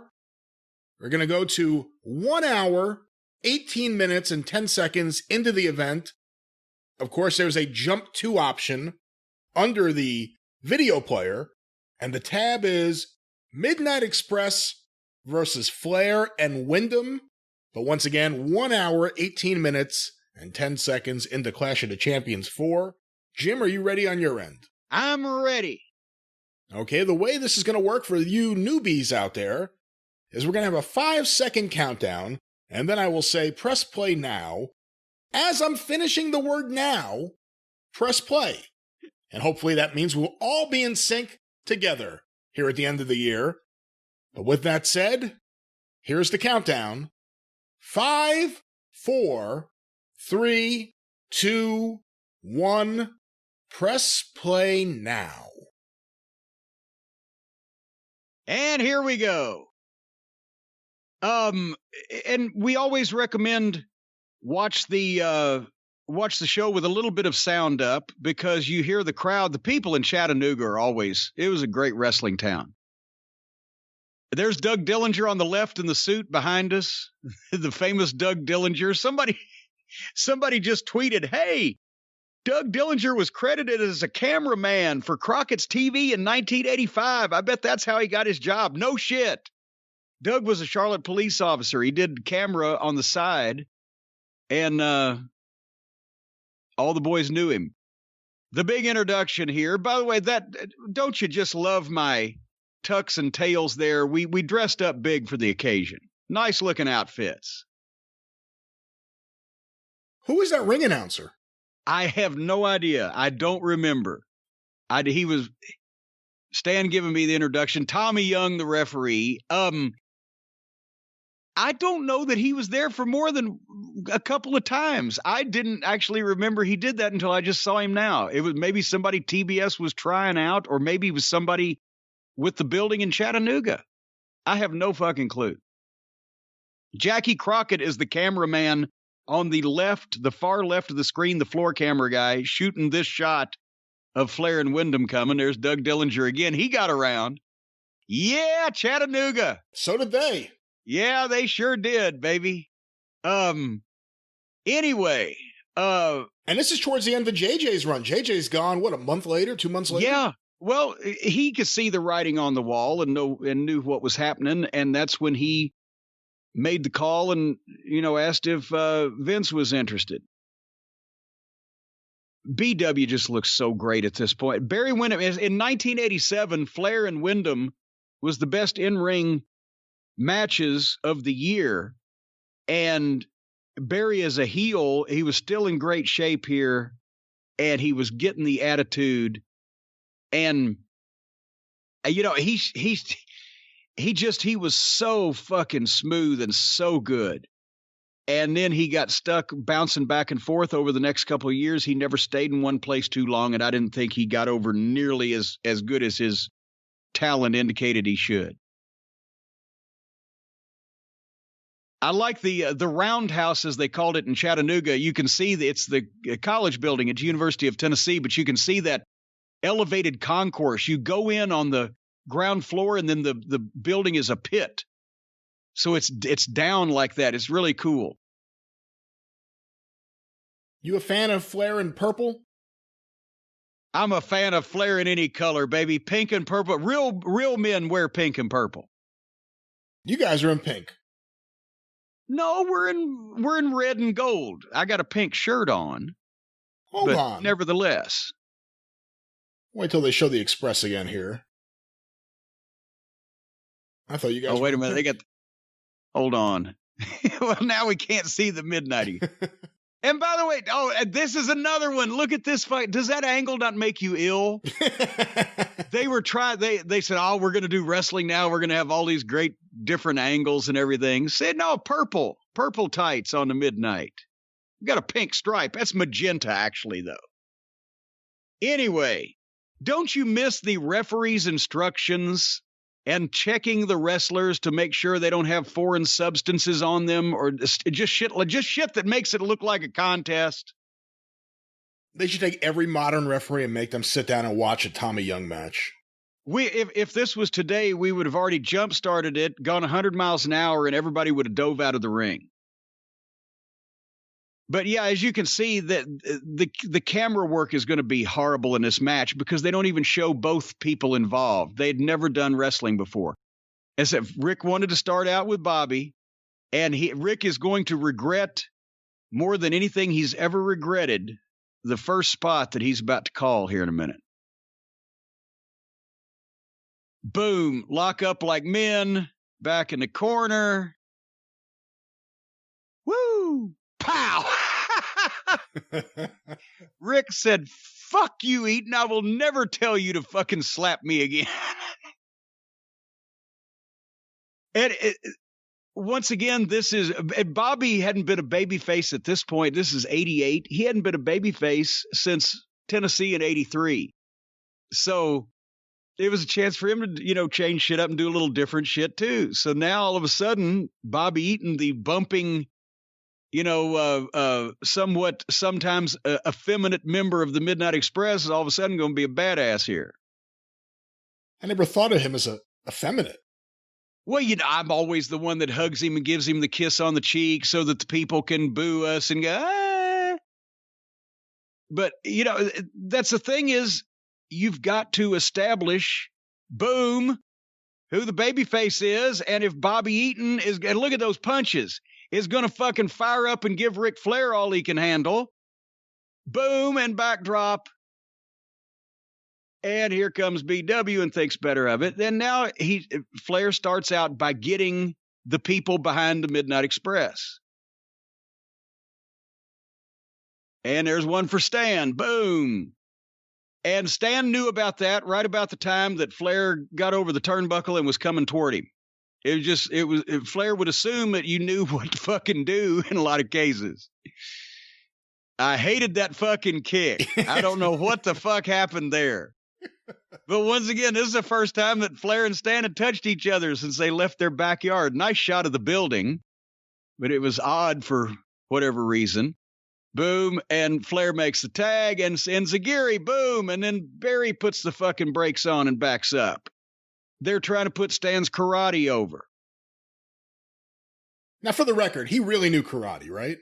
Yeah, he wasn't fucking Bruce Lee, but he had trained in, what was it, Shotokan? It's a form of karate. He had done some instruction in one of the gyms that he worked at. So it wasn't like completely bullshit, but he's not going to go out and fucking, be the cover of Karate Fighter Illustrated. That was probably the first drop kick he'd thrown in 5 years. Because heels don't throw drop kicks. But see, Barry's calling this one now.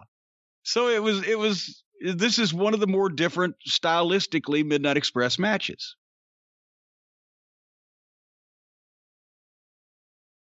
And I think Tommy was just telling Bobby something that he needed to know. If Bobby does something in a second, we'll know that.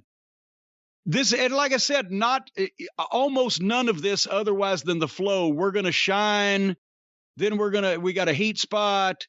Then we're going to get some heat on you. Then the comeback and the finish. That's what was called. All the rest of this shit's on the fly. What a fucking elbow drop. And Stan with the second drop kick he's done in fucking. And I don't know why that Barry took that bump off a fucking sidekick, but he did. But what a goddamn bump.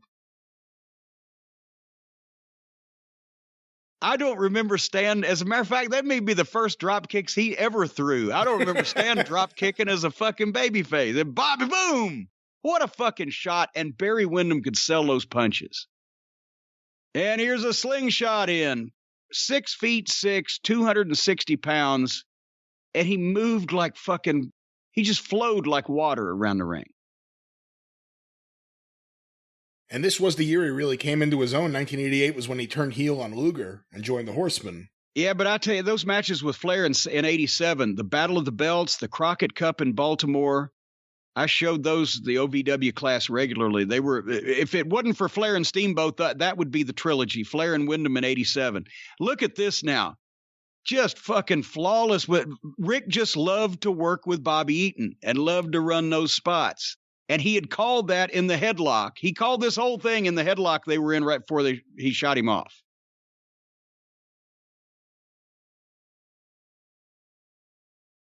And then Flair, like, come here, BW. Boom.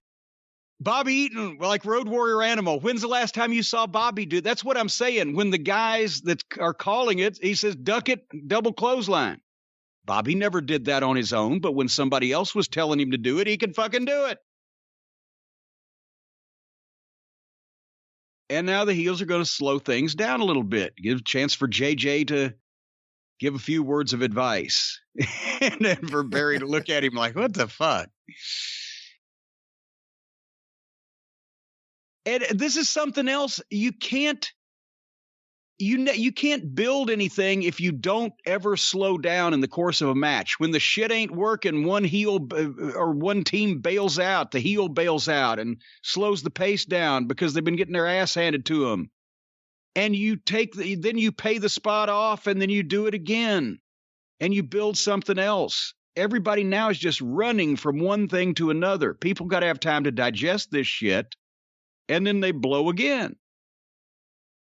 And now Flair has just told Stan whatever the fuck he wants him to do. One tackle, drop toe hold, because Stan did, and get me in the figure 4.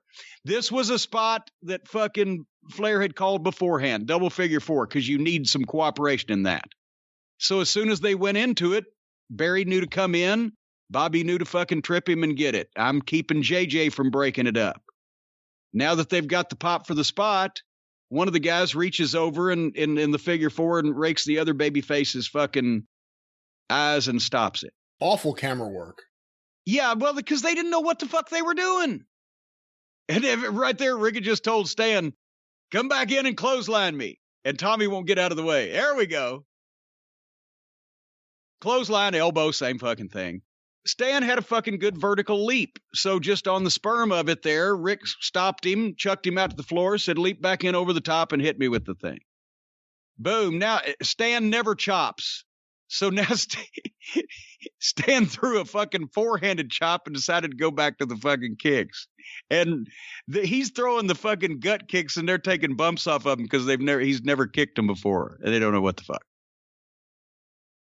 Anyway. I didn't say there wasn't a few warts on this match. It's a hell of a fucking crowd for something that was being shown on free TV, but the camera work, they didn't have any preparation done. And it's not like they couldn't have watched some of the other programs. Boom. Rick had a nice punch too when he went straight to the fucking face. Oh, and Bobby knew how to sell it. And look at Bobby selling it. Yeah. And this is the kind of thing when you're in there with Rick, and I've been just a couple of times, you will hear his voice in your head. Lawler's the same way. Even while he's doing that stuff and you can't tell he's talking, he's telling Bobby, fire up, keep coming, and he's going to start backing up now. Boom. You'll hear Flair's voice in your head while all this shit's going on, just telling you with 1 or 2 word little instructions what to do. And he just called that to Stan. Fucking one tackle, drop down. I'm seeing it as it happens. Fucking elbow. And then he shoots you off. And if you ain't got it, and here comes Paulie. Good God. Is this the spot? Is this the fucking place in the match? As Barry Windham just power slams Stan. For the fucking Paulie. Yeah. And then even the wide shot of the screen or the ring with the fucking box doesn't work because they haven't even got that centered. Barry just missed a fucking knee drop, tags Flair. Flair stops Stan before he makes the tag. But this went on too long. It wasn't the right spot in the match to fly a fucking promo in. Then the director's probably figuring, okay, now let's go back to this. It's only the match, the main event. Flair and Tommy Young bitching at each other. I used to love to watch that. And you just, if you go back and you just saw Stan say, okay, because Flair had just said, catch me coming off the top. It's not like this had never happened before. Boom.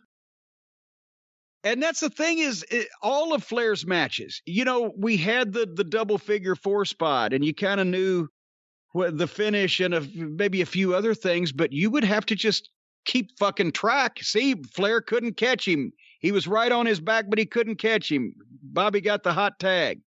And now Bobby never does the 10 punches in the corner, but Flair told him do the 10 punches in the corner. Okay. And one at Tommy, right?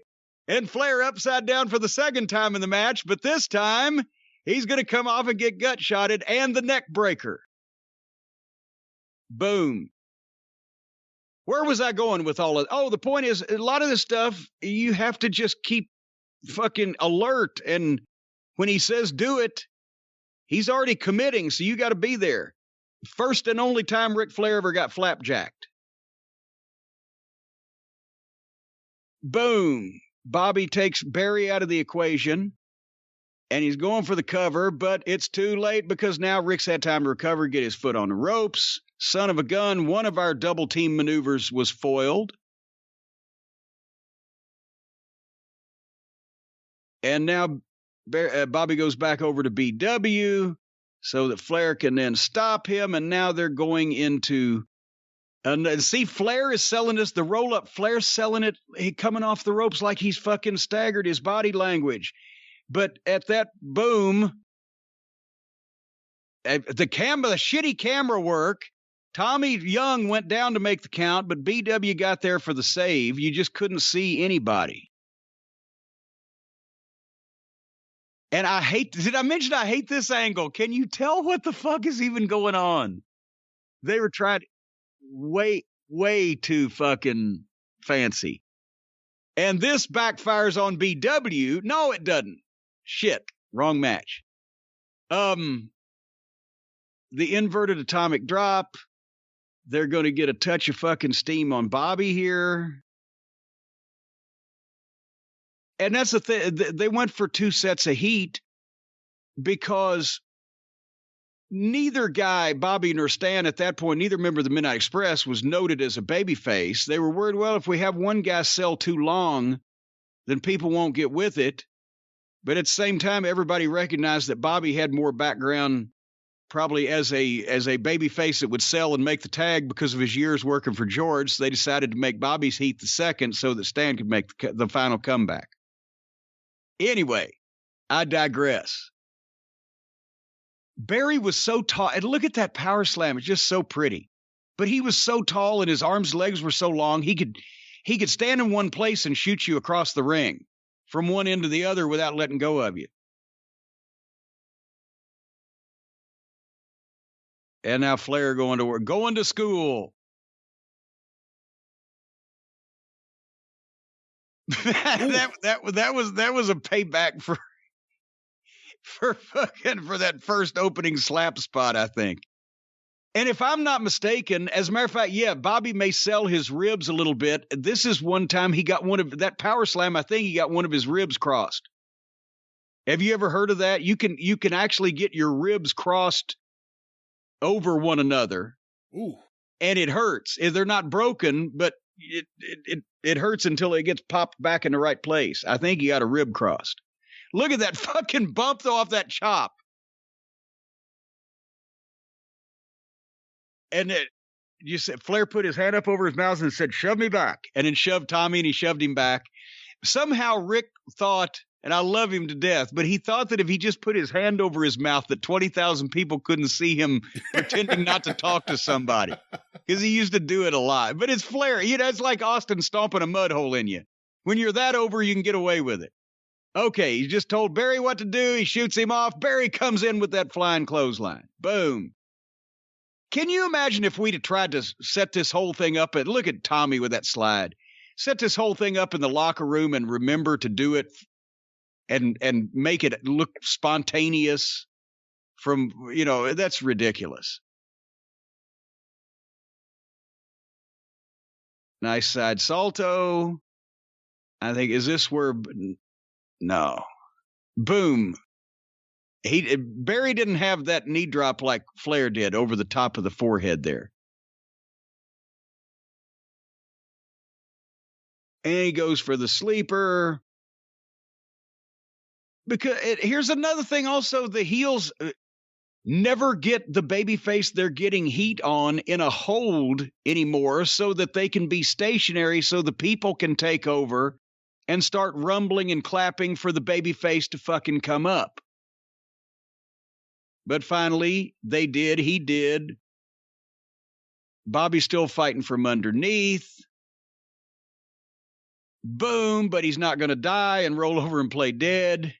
And Rick says, fuck you, I'll take this chop.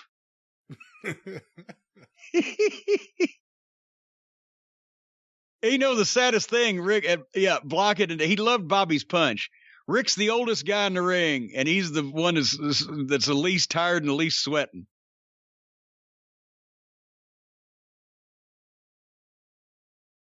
What was Flair here, 38? Probably, yes. Yeah. Oh, right in the honker. The delayed cell for that one. Yeah, he'd have been 38. And the Flair flop. And this is a chance now. Bobby drops down. And fucking Barry goes over just to stop him in the nick of time. But Bobby got it, and here comes Stan. That's the thing. When we say cold tag, and also Bobby wasn't used to making hot tags anymore. I'd have preferred him wait till Barry got in front of him and roll past him or whatever. But it's like the heels never try to stop the babyface from making a hot tag anymore. Stan going with the old babyface standbys, backdrops, fucking double head bonks. And now what Barry had no idea. He's trying to figure out the double goozle and he couldn't get it. We had told him to just fall backwards, but he'd never taken it before, right?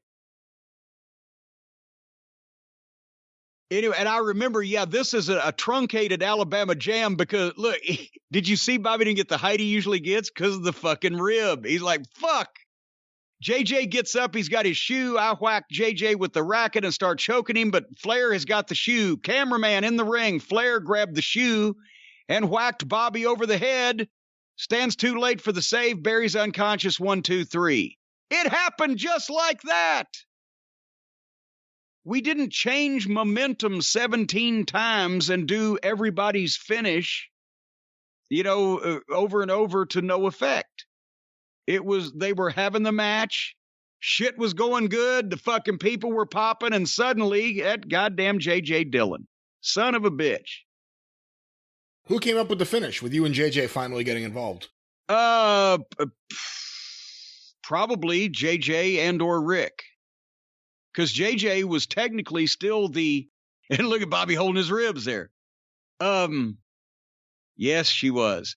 JJ had been Dusty's assistant booker, so he still had the books and everything. So he was still in the office and he was given the finishes for the first few weeks when Dusty was gone, and then Jimmy Crockett was trying to book, as he said he wasn't a booker. So, but it's not like we had any problem with that finish either. It made perfect sense. But there you go. It was kind of you saw everybody doing different shit than they normally do. And that's why you see, especially when it was called on the fly, sometimes it worked and sometimes it didn't. But that's what led to the spontaneity of the thing. I get now people, and there's Jason Hervey clapping. He would later on get the clap. There you I'm just fucking around. But anyway, so now I guess somebody out there with modern eyes is going to say, well, Flair didn't know how to work. He took a fucking back bump for a gut kick. But anyway, that's the way we did those things back in those days. And guys, that was 25 minutes-ish or so, right? About a standard NWA main event for the time. It didn't feel like it's as long as some of these main event extravaganzas. Maybe it's because we didn't do everything that everybody knew 17 times over. What do you think? What did you think about the idea they had you go back out after that and do a promo? Yeah, I wasn't thrilled about it, but at the same time, to close the show and to, respond to what's happened because we just lost, and then also, and what's coming up at Starrcade, it was like the end of a TV show promo. It wasn't the worst thing in the world. I don't remember what I said exactly. Oh, I'm sure lots of nasty things about Paulie Dangerously, if I had to guess. I'll probably watch that later on in the privacy of my own home. Anyway, closing remarks, young Brian Last. Good match. Makes me probably in the next week or so with a little time off, I'm going to go back and watch some more Barry Windham stuff. I haven't watched anything from 88 in a while.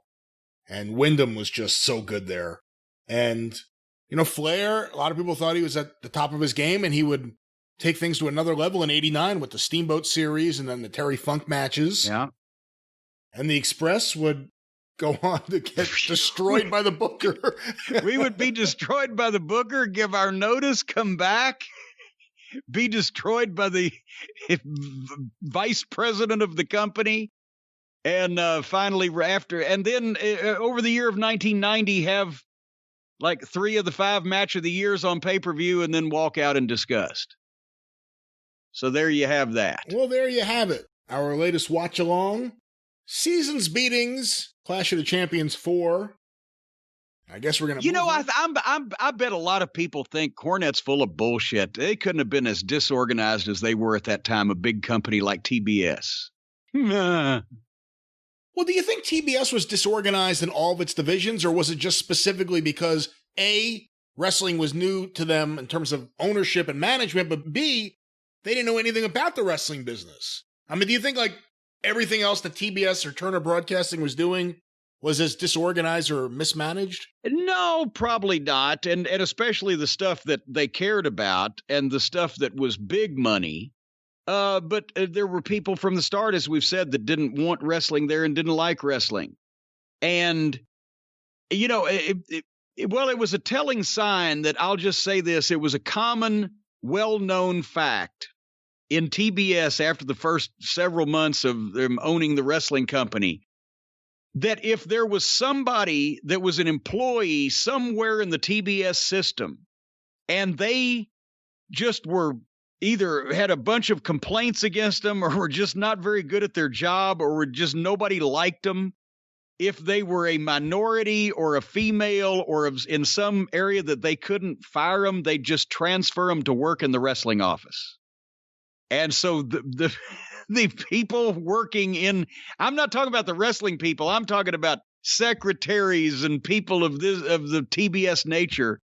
If they were an unpopular, incompetent person that could not be fired because they would bring suit against TBS, they'd make them work in the wrestling office. So that's about how much they cared.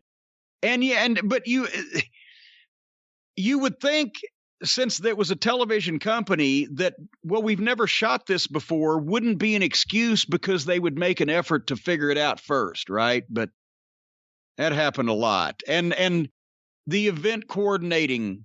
Remember, I've told you the story about when they booked us to do a TV taping at Center Stage in Atlanta during the middle of renovations. We all showed up and there weren't seats in the arena. They had taken all the seats out and there was just concrete construction dust over a bunch of ledges. And they said, well, we can just have the people sit on those. And they said, no, we'll just do TV tomorrow night in Huntsville at the house show. Everybody go there. It was just one fiasco after another, whether it be in the production end or the promotion end or the live event end or the touring end or the decisions on who should be booking a thing or talent or whatever. It was a fucking zoo. So no, we've never done this before. Or we don't know anything about this. If you've got enough money to be able to buy something that you don't know anything about, but that you know you want to buy because it's popular and could make money, you should be smart enough to hire people that do know shit about it to run it. And they weren't. So I don't know if everything in TBS was that fucked up, but TBS was fucked up. All right. Well, Jim, let's get a few questions in before we wrap things up. We'll play a song let's or two. do that. A popular topic all of a sudden, I guess because the WWE is bringing it back this year. I don't know if it's this week or next week, but at some point they're bringing it back. The Slammy Awards. I am a Slammy Award winner. Well, on that topic, this first question was sent to CornyDriveThru@gmail.com from Eric in Pittsburgh. I just heard WWE is planning to bring back the Slammy Awards. The Slammies have been on hiatus since 2015. I need to ask, Jim, What was it like winning the Slammy for Best Dressed in 1994? And what was it like for winning the Slammy for Blue Light Special for Worst Dresser in 1995? How did your taste in fashion decline so rapidly in 1 year? Well, no, now wait a minute. Do you still have the Slammies around in your office? And what are your thoughts on the Slammies? Does anybody give a shit? Should anybody give a shit? And is it a plot to tank their own ratings just so they could say the following week the ratings went up from last week? Well, of course. No, here's the thing. Back in those days, the Slammies weren't an episode of Raw. It was its own program. It was its own event. And he's wrong. It wasn't 95, it was 96 because it was the Slammies of WrestleMania weekend out in California. Was it not? Brian Last, you have a savant-like memory for these things. I think it was 96 if I had to. Yes, it was. Off the top of my head, yeah.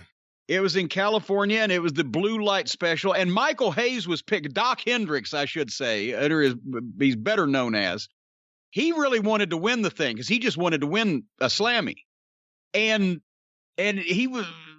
There was some of the people at the studio were like, we think Doc really wants to win this thing. He's going to be hurt. I'm like, I don't care. But then I don't know whether he might have even had Finkel trying to call in and to call the 900 number and do fake votes for him or whatever. But I won that. But the one and I have that Slammy in my office here because I was actually there at the ceremony. But in 94, the ceremony. Well, you know what I'm saying. The award ceremony. I mean, my God, it's as valid as the fucking Grammys or the Whammies or the Bammies or the Rock and Roll Hall of Fame. Now they'll let anybody in there. But in 94, I don't know if there was a ceremony because I wasn't there. And if I won, I think it was announced I won it in the magazine. I didn't get a Slammy statue. And I wasn't there if they had one. I don't know if they had one or if they just announced it on television or whatever. Do you remember? Because I didn't remember I won two. I don't remember the 94 one. The 96 one, I remember too. It was a real uncomfortable moment if you knew anything about what was going on. That was the one, I think, where Triple H got up. Whatever it was, Sonny won an award. And he said, Sonny's only good at one thing. And my best friend says she's not even good at that. And meanwhile, she's sitting right next to Chris at the fucking table. Yeah. And I'm like, man, that's a little bit of a low shot. Not even at her, at Chris, was really what I was thinking. Well, besides that, just it didn't even fit the program. It just was out of the blue because they were all mentally 7 then, and they could do that. And they didn't realize that if Chris had a mind to, he could have gone up and fucking pulled Triple H's fucking eyeballs out. I mean, it's not saying anything to say he could have kicked Shawn Michaels' ass because everybody else can and did. But Chris was fucking strong as a goddamn moose. If he had a mean streak, I don't care how much shit Helmsley was on, he could have fucking ripped his fucking throat out if he'd wanted to, but he was not like that. But that was also the year that old Todd Pettingzoo did. He earned his money that year. He did a nice little song and dance open for the show that was very nice, very nice. Owen Hart getting that big ceremony, and that was when Owen won too, wasn't it? Well, I was going to ask you, was it a rib on him that he had to carry that thing around for forever? No, he loved it. He loved it because it got him heat. He loved doing shit like that. I'm a Slammy Award winner. He loved that shit. He would have thought of it himself if they hadn't thought of it for him. Now, had you seen any of the earlier Slammies from the 80s? Vince McMahon singing? I had seen the VHS of the first one. And, it's not like something I was out there. That was the weekend. We had to go out there and fucking suffer through the presence of the Ultimate Warrior at his place in Phoenix, and then go on. And then they did the Slammies, and then the WrestleMania, and then the TVs and everything. It was quite a hectic weekend. Well, on the topic of that one from 96, another question from Daniel in Pennsylvania. about the 96 one where you won the Blue Light Special Award for Worst Dressed. I love the promo Jim cut, and McMahon laughed hysterically at the ending line, "Thank you very little, you're welcome even less."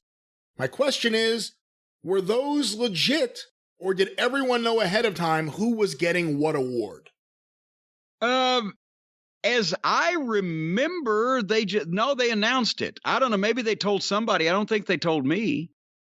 I'm pretty sure, yeah. No, well, I'll say this. I don't remember whether I knew ahead. And see, this is how much I really cared, to be quite honest with you, about whether I want to slam me or not. But I think they told us they would announce the winners, and you would go up, and then I do remember them coming over and saying, "Okay, we're running long, so make it quick." So I knew a little, maybe right before it was announced or whatever. I can't remember, but that's why I just went up and bing, bing, bing, bing, bing, and thank you very little, you're welcome even less, because they told me we're running long.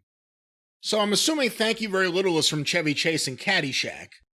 You're welcome even less. Was that just something you came up with? Possibly. It's 25 years ago. I can't remember everything. Oh, Brian. you remember everything from 40 years ago. Who are you kidding? I can't remember. That may have been something I added on, or it may have been because they rushed me. I just, thank you very little, you're welcome even less, and got the fuck out of there. It's not like it had been the goal of my career to accept a Slammy Award. Our next question, Jim, sent to CornyDriveThru at gmail.com from Will in Philadelphia. What are your thoughts on Wrestler's Court? How long has it been around? I've only heard stories about the early 2000s and really nothing before that. Have you seen anything crazy? Were you ever subject of one? The concept and the idea of the thing was around for a little while, but it never became it never became an actual valid, approved, sanctioned thing with official people in spots or in positions or whatever. And it would just grew in the WWE to give the guys something to do, especially if they were overseas or on the road or whatever in the house shows. It wasn't done at television or pay-per-views. That's a hectic day. If guys were on the road for an extended period of time and they were bored and somebody had done something and got under their skin, well, then they might come up with it. And in the territories, it was nothing more than loosely, whether the heels or the baby faces. A lot of times your dressing rooms were separate, so it'd be one group or the other, but not both. Would get a guy, especially one of the new guys in the territory, or a young guy that didn't know how to conduct himself necessarily, and he'd done something, and they'd fuck with him and try him and convict him of some fence building around an arena rat, or fucking not doing his share of the driving, or not paying trance, or whatever the fuck. And then it became a more elaborate thing with guys playing the parts of witnesses and Undertaker being a judge, and it expanded in the WWF. But that's kind of the primary place that it has been done over the last 20 years. And beforehand, it was not. They didn't put as much time and effort into it in the old days as they have recently, I guess, is the best way to say it. And no, a lot of places didn't do it to begin with. Bill Watts wouldn't even. It was a $50 fine to play cards in the locker room after 7:30. You think he's going to let the guys have a wrestler's court? You know why it was a $50 fine to play cards? Because guys wouldn't want to go to the ring if they were winning. They wouldn't want to give up a good hand, and it would delay the fucking show, or they'd be more worried about that than they were about getting their finish. And so he said, "Fuck it, 7:30, cards go in the bag, or it's $50." Or 6:30, I should say, for a 7:30 show. If you wanted to get there early and play cards on your own time, you were entirely welcome to do so. So when did you first hear the term Wrestler's Court? Really in the WWF, toward the end when I went up there in the 90s. Because like I said, it wasn't an organized thing. Every once in a while in one of the territories, somebody would get some guy and they'd get together and bust his balls. but there was never a permanent judge and a series of defense attorneys, and the whole thing was made a production of, like in the WWF. And Vince was, what, just happy to have the wrestlers police themselves? What was his thoughts? It wasn't any policing that Vince gave a shit about. It was at house shows. He'd hear about it afterwards. It was like if the guy didn't carry the bags on the fucking tour, or the guy mooched some of the beer, or didn't chip in to buy a fucking six-pack, or committed some social offense amongst the boys. Or some fucking goofy charge they could drum up on a guy that they just wanted to fuck with in a fairly good-natured way. It wasn't like they were policing themselves where they were eliminating people who were diddling children or fucking selling crack at the goddamn elementary school playground. No, it was just bullshit amongst the boys. Vince didn't care as long as nobody got in a fight about it, but it wasn't like they were doing Vince's job for him in keeping themselves in line as far as he would be worried about. Our next question, Jim, sent to CornyDriveThru. As a matter of fact, sometimes you could be brought up in wrestler's court for being a stooge to the office. And he certainly didn't want to prevent that from happening. Who did it happen to? Well, that's a popular charge over the years. I can't remember any specifics, but you always want to bring a guy up on charges of being an office stooge if you want to fuck with him. But I mean, technically, wouldn't the Undertaker classify as an office stooge? No. Who talked to Vince more than the Undertaker? Who buried guys more to Vince than the Undertaker? No, well, there's a big difference between talking to the boss because you're a top star and burying guys or telling on guys, hey, so-and-so's, he had the fucking rat in the fucking locker room the other night or whatever. Undertaker doesn't do that shit. Undertaker would talk to Vince because either Vince would want Undertaker's viewpoint on whatever he was involved in, or Taker might want to pitch something or might want to pitch somebody. But he's not going to him say, like Grizzly used to do for Bill Watts. Hey, fucking Taka Michinoku was 15 minutes late. You need to find his ass. Yeah, he wasn't stooging on people. Was Taco late? Well, I'm just pulling that out of my ass. You know what I'm saying. All right. There's a difference between stooging on people. It's the difference in the presentation between stooging on people and burying people and just reporting facts to a fucking employer. Our next question sent to CornyDriveThru at gmail.com from Arbaz Khan in Toronto, Ontario, Canada. Jim, what are your thoughts on Dolph Ziggler? I personally think he is a star that could have a huge wrestling career in WWE. Why do you think Vince did not see anything in him when Pat Patterson did? I have no earthly idea. And I didn't see Dolph coming. When I knew he was a nice guy. I knew he was a good athlete. He had a amateur wrestling background. When they sent him to OVW, he didn't seem like a guy that was going to have an over-the-top personality and be just a fireball kind of guy and blah, blah, blah. But he had never really, I'm trying to think, did we get him from scratch? Had he ever wrestled professionally? I don't think he had. So the point is, knew he was a good athlete. They put him in that Spirit Squad thing.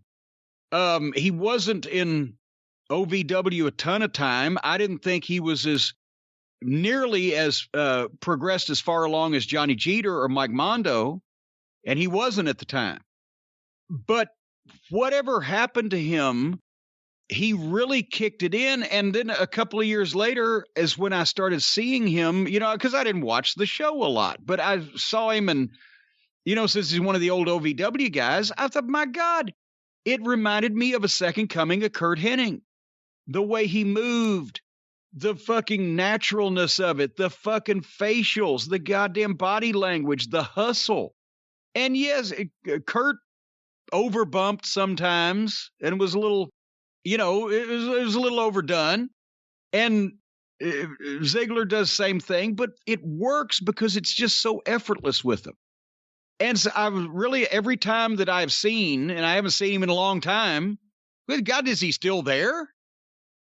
How long's he been gone? I haven't seen Dolph Ziggler, now to think about it, in a long time. I think he's still there. I don't know if he's wrestling. I think he was managing for a little while, but he's definitely still there, I think. Well, we don't watch Raw and SmackDown, but you'd think he'd be on one of these big events they keep foisting down our throat. Anyway. He's one of those guys that if he left WWE and decided to stay in wrestling and not try to strike out as a comedian or anything, you have to think, like, someone like that goes to New Japan and all of a sudden everyone starts evaluating them in a different way. Like, oh my God, I had no idea this guy was so amazing. Well, but he wouldn't be amazing in New Japan because it's New Japan looks more like AEW these days than actual traditional professional wrestling. Kurt Hennig would not want to work in New Japan these days. We'd be saying, these guys are a bunch of fucking marks. They're really hitting me. Dolph Ziggler, like Kurt Hennig, was a classic American-style professional wrestling performer, and I don't know why that Pat's advice didn't sink in.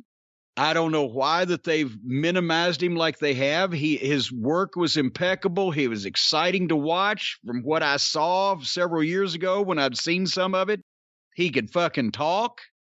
Every time that I would see him, he would put on pretty much of a fucking clinic, and then I would constantly read that, well, they're burying Ziggler. They don't do anything with Ziggler. So I don't know what the problem is, but, I think if they've still got him under contract, he's probably happy to take as much money as he's getting for as little work as he can do, and he's a stand-up comedian and whatever else he's doing, because, my God, he'd be 40 now, I would think, because he was in OVW over 15 years ago. And why does he want to fucking paralyze himself for these people when they don't appreciate him? I don't blame him. Well, Jim, this being the end of the year, I'm going to ask you a popular question a lot of people send in. I don't ask it often because we've answered it a long time ago in the past, but as we know, a flood of new listeners in 2020. A flood. They're coming in droves. So I'll ask you this question. Dundee used to come in Mid-South all the time and say that. Bill, how's the house look? Mate, they're coming in droves. With that accent. I never did find out what a droove was. Well, this question is coming in. You have a question? Yes, it is coming in drooves in 2020 from all the new listeners. Here it is, sent to CornyDriveThru@gmail.com from Eric Smith. Jim, about 20 years ago, you were part of some kind of angle in WWF. Owen Hart and Davey Boy Smith had just finished a match, and you came out on the mic and announced you had a new team to challenge them. Oh, God. The twin sons of Abdullah the Butcher stumbled out and took a couple of minutes to waddle down to the ring and attack. Hart and Smith had little trouble holding them off. Suddenly, the Headbangers charged to the ring. Hart and Smith left, and the Twin Tubbies did their beatdown on the Headbangers. I think the Twins participated in the Royal Rumble that year, but were never seen again after that. Yeah. What went on behind the scenes? Did somebody owe Abdullah a favor? I think this guy thinks they're really Abdullah's kids. Did Hart and Smith refuse to put them over? Were the Headbangers called in at the last second to salvage the situation? Were you the only one backstage shameless enough to introduce them? So, Jim, with that, the story of the Headhunters. They were twins, and they wrestled as the Headhunters. They were, at the time, what was that? You'll know better than me, Brian. What was that, the name of the promotion that Victor Quinones was working with over in Japan? IWA, and he'd actually been their manager at times. Yes. So, basically, I think they were from Puerto Rico originally. Were they Puerto Rican? Maybe, or Dominican. I'm Dominican, not sure. Something like that. The point is they had wrestled in Puerto Rico as the Headhunters. They had wrestled for the IWA in Japan, that Victor was also involved in as the Headhunters. They had gotten some publicity, limited publicity at the time from the smart fans, the sheet readers of that time, because they were these two, not even 6 feet tall, but nearly 400-pound twins that could do moonsaults. And this was the early example of being indie-rific, as they say. They were on the indies, and they could do moonsaults, and they had an odd physical look, and some of the early smart fans, it became a thing that these guys, and they were doing all the matches where the ring was on fire in the IWA and the barbed wire in Puerto Rico and whatever, so they had a following. And if I am not mistaken, sometime at that period of time, I think, was that Victor, or was that when they were working with Pena or whatever? But the point is, they were going to be in the Royal Rumble, and it was not a favor to Abdullah the Butcher, but it may have been a favor to Victor. Monsoon was still alive, right? Yes, Monsoon was still alive, and of course the story has always been, and you can tell me what you've heard, that Victor Quinones was actually Gorilla Monsoon's son. I think that Victor Quinones was the blood relation of some kind to Gorilla Monsoon, and they were always, Victor considered Gorilla a father figure, and they, gave that vibe off. But anyway, some way or another, these guys are going to be in the fucking Royal Rumble, and they want to do some deal where they're going to send them in and get them in the tag team picture. But Davey and Owen flat out said, what the fuck? What the fuck? Because why would the British Bulldog and Owen Hart, at their status in the WWF at that time, get fucking beaten up and laid out and or moonsaulted by two guys that had never been there before and may not be back, right? And you could kind of tell that these guys may not have been the smoothest workers in the world, and they were getting by on their reputation as 400-pound guys that could do a moonsault.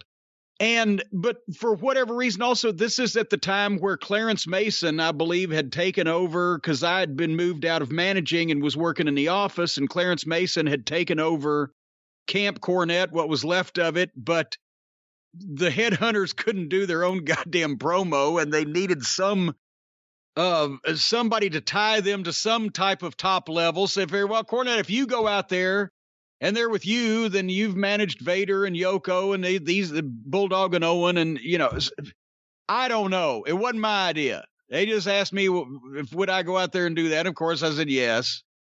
So here they are, and the Headhunters run down, and I swear to fucking God.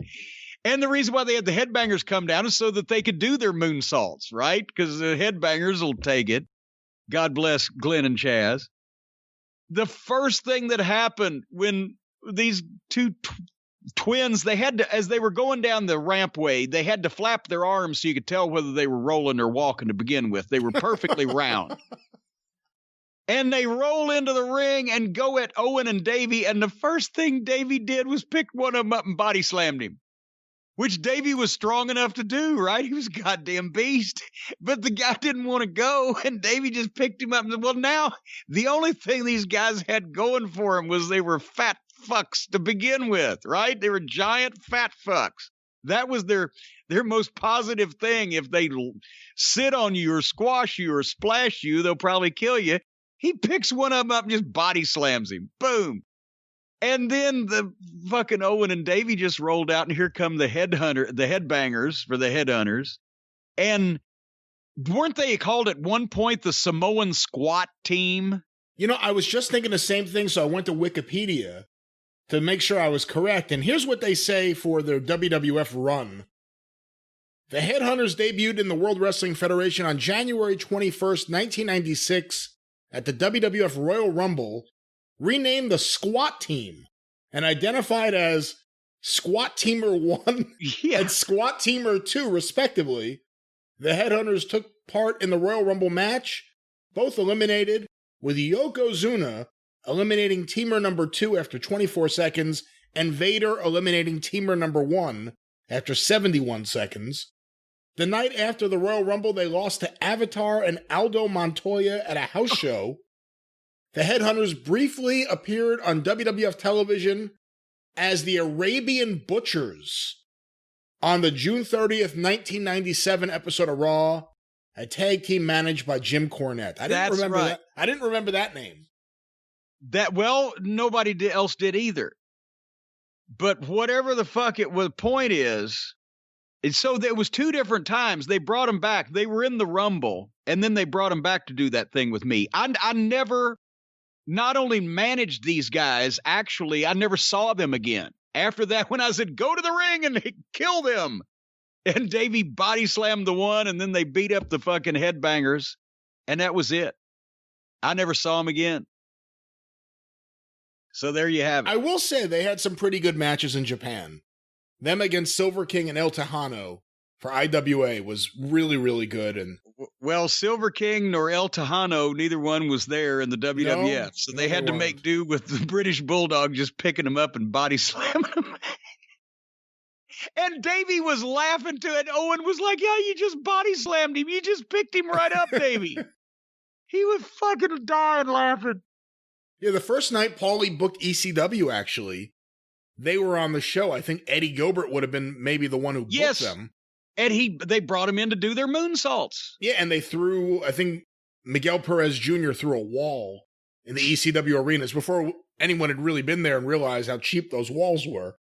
But it was them against... I have never booked anybody specifically so they could do a move. And you know, the only time that I ever would is if it was a fucking job guy. Because why else would you book someone to do a move? The only reason you'd book someone to do a move is if it was the someone to take the move. Like when the old days, they'd get George Steele's chicken wing finisher over by bringing in the guy from Pittsburgh that could dislocate his own shoulder. There's no reason to book a star just because he does a move. Anyway. All right, well, that answers that question. Our next question, and I believe this will be our final one. You have got that right, sir. Yes, sir. Our final question for the year of 2020 here on Jim Cornette's Drive Thru was sent to CornyDriveThru@gmail.com from Charlie in Starkville, Mississippi. I should have known. AEW just filed for the trademark for the name AEW Elevation. And there are reports this will be the name of the next AEW TV show. What are your thoughts on this name? Well, I have a feeling they named it that because they all have to get high before they do a television program. I did not expect that answer. That's a good whether one. It's writing it or performing it or understanding it, the drugs help. It's sort of the exact opposite of what Meatloaf told old Harry Carey and the baseball call in Paradise by the Dashboard Light. He said Harry Carey. Not Harry Carey. Or what was his name? Phil Rizzuto. Phil Rizzuto. Okay, Harry Carey, Phil Rizzuto. What era baseball announcers? Rizzuto.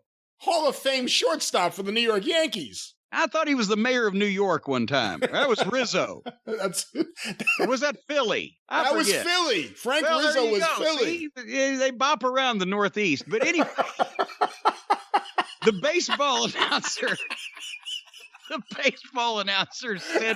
said to Meatloaf, do the kids have to be on drugs to listen to this song? And Meatloaf said, well, it's probably better if they're not. So in this case, probably better if they are on drugs. AEW Elevation. They are so talent starved. They have no talent on their roster that they can fill 2 hours with. And we see when they release the results of their YouTube program, which is basically an on-the-job training program where the guys are getting experience in front of people and they're showing it worldwide. Dark is like 13 matches featuring wrestlers that no one, including members of their immediate family, have ever heard of. So now they expect to have, when the quality of their show is such as it is, they have so little talent to begin with and then don't properly utilize the talent they do have. You see the chuckle fucks on TV every week, but you barely ever see FTR. What's going to happen with another television program? They're going to use more of the indie guys, still less of their decent talent, and more of the outlaw guys that do more flips and have more long matches, and it's going to look the same as their existing show, but actually more amateurish because they'll still keep their top guys on their existing show, and they'll have to water down the new one with the fucking guys that have even less experience. So more of what AEW Dynamite is, but not even as good. That's frightening. What are your thoughts about how to name a wrestling show? Obviously, we're a long way away from things just being championship wrestling or all-star wrestling, main event wrestling. Now it's AEW Elevation. AEW, well, Dynamite's kind of the next generation of WCW Nitro in terms of naming.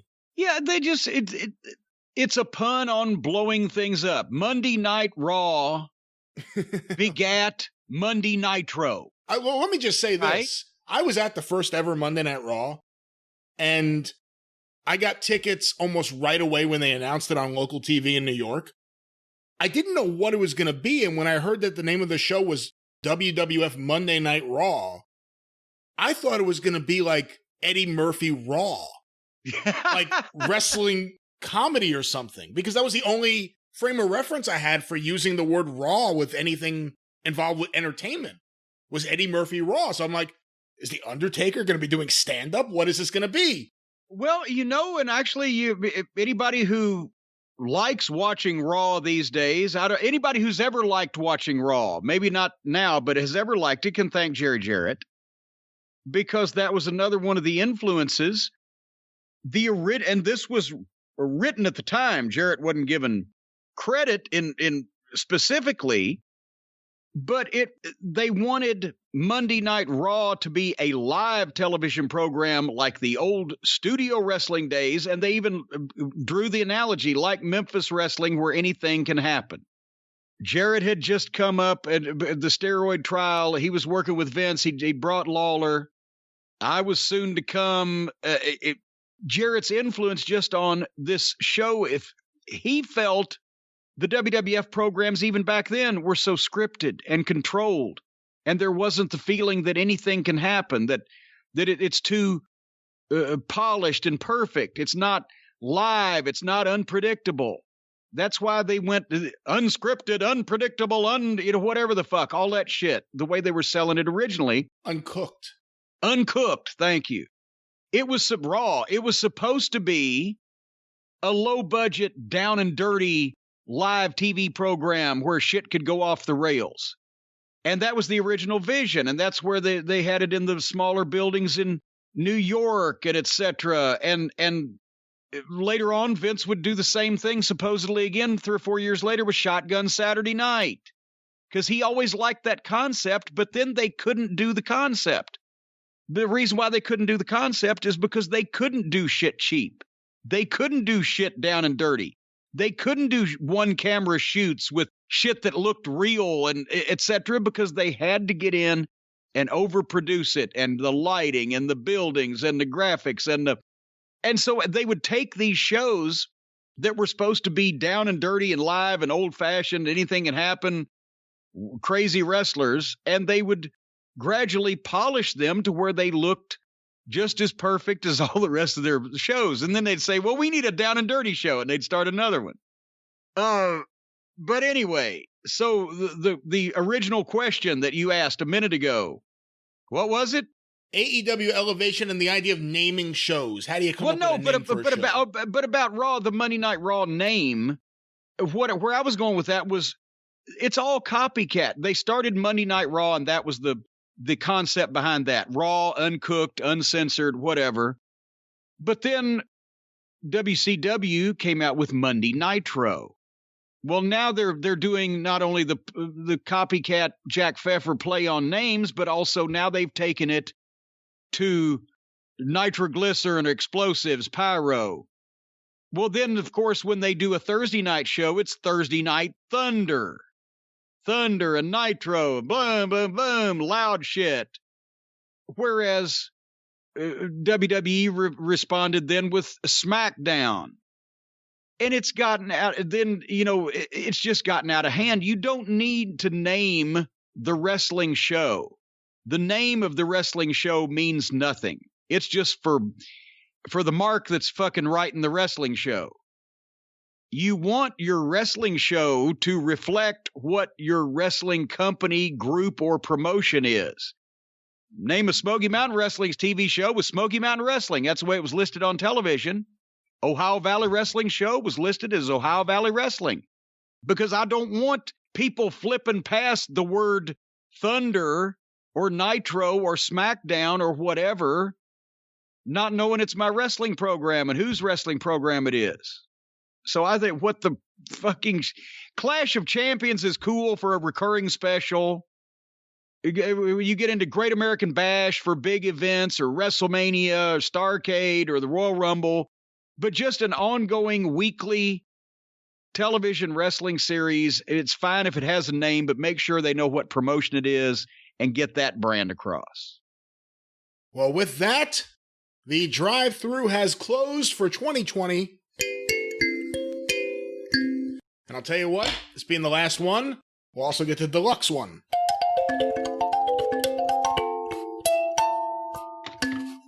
Okay. Stop mocking me! Of course, you're going to listen. I come bearing a gift. I'll give you a hint. It's in my diaper, and it's not a toaster. Well, Who the hell do you think you are? Oh, boy. Let's just All run through them all right now. Here we go. Let's go. All right. Do your thing. The Jim Cornette Experience debuts on Friday, wherever you find your favorite podcast. Once again this week, an omnibus collection. Find out what it is by downloading the show. The Jim Cornette Experience, the drive-thru, back next week. On Monday, you can access full episodes, clips of episodes, and omnibus collections on the official Jim Cornette YouTube channel, over 175,000 strong. Subscribe today. tinyurl.com/officialcornyyoutube, or just go to YouTube and search for Jim Cornette. It'll come right up. Thank you to everyone who has supported the channel in 2020. Of course, if you want access to classic episodes of the Drive-Thru and the Experience, go through the archive today by becoming a patron. Patreon.com/Cornette. For only $5 a month, you get access to the archive of the Experience and the Drive-Thru from the very beginning in 2013. Right now, we have episodes being uploaded from the beginning of 2016. The Alice era has ended. Check it out today. It's safe to come out now. Patreon.com/Cornette. You can follow Jim on Twitter at @TheJimCornette. You can follow me on Twitter at GreatBrianLast. You can hear me on the 605 Superpodcast at 605pod.com. Available wherever you find your favorite podcast. Don't forget about Cornette's collectibles at JimCornette.com. No, please do. Just forget about it. just nothing more to see here, ladies and gentlemen. Please return to your homes. I'm almost out of everything. We're closing the store December 31st. We'll be down for January while we restock. Depending on Stacy's health, we'll be back up in February. Come see us in February. How's that for a sales pitch? JimCornette.com. They won't leave me alone, Brian. The Drive-Thru is brought to you by the Law Office of Stephen P. New, 888-692-8084. Get even with Stephen at newlawoffice.com. But until next week on the Drive-Thru. Next year. Well, next year on the Experience, and back at you next week on the Drive-Thru. For Jim Cornette, I'm the Great Brian Last. Happy New Year. Tally ho.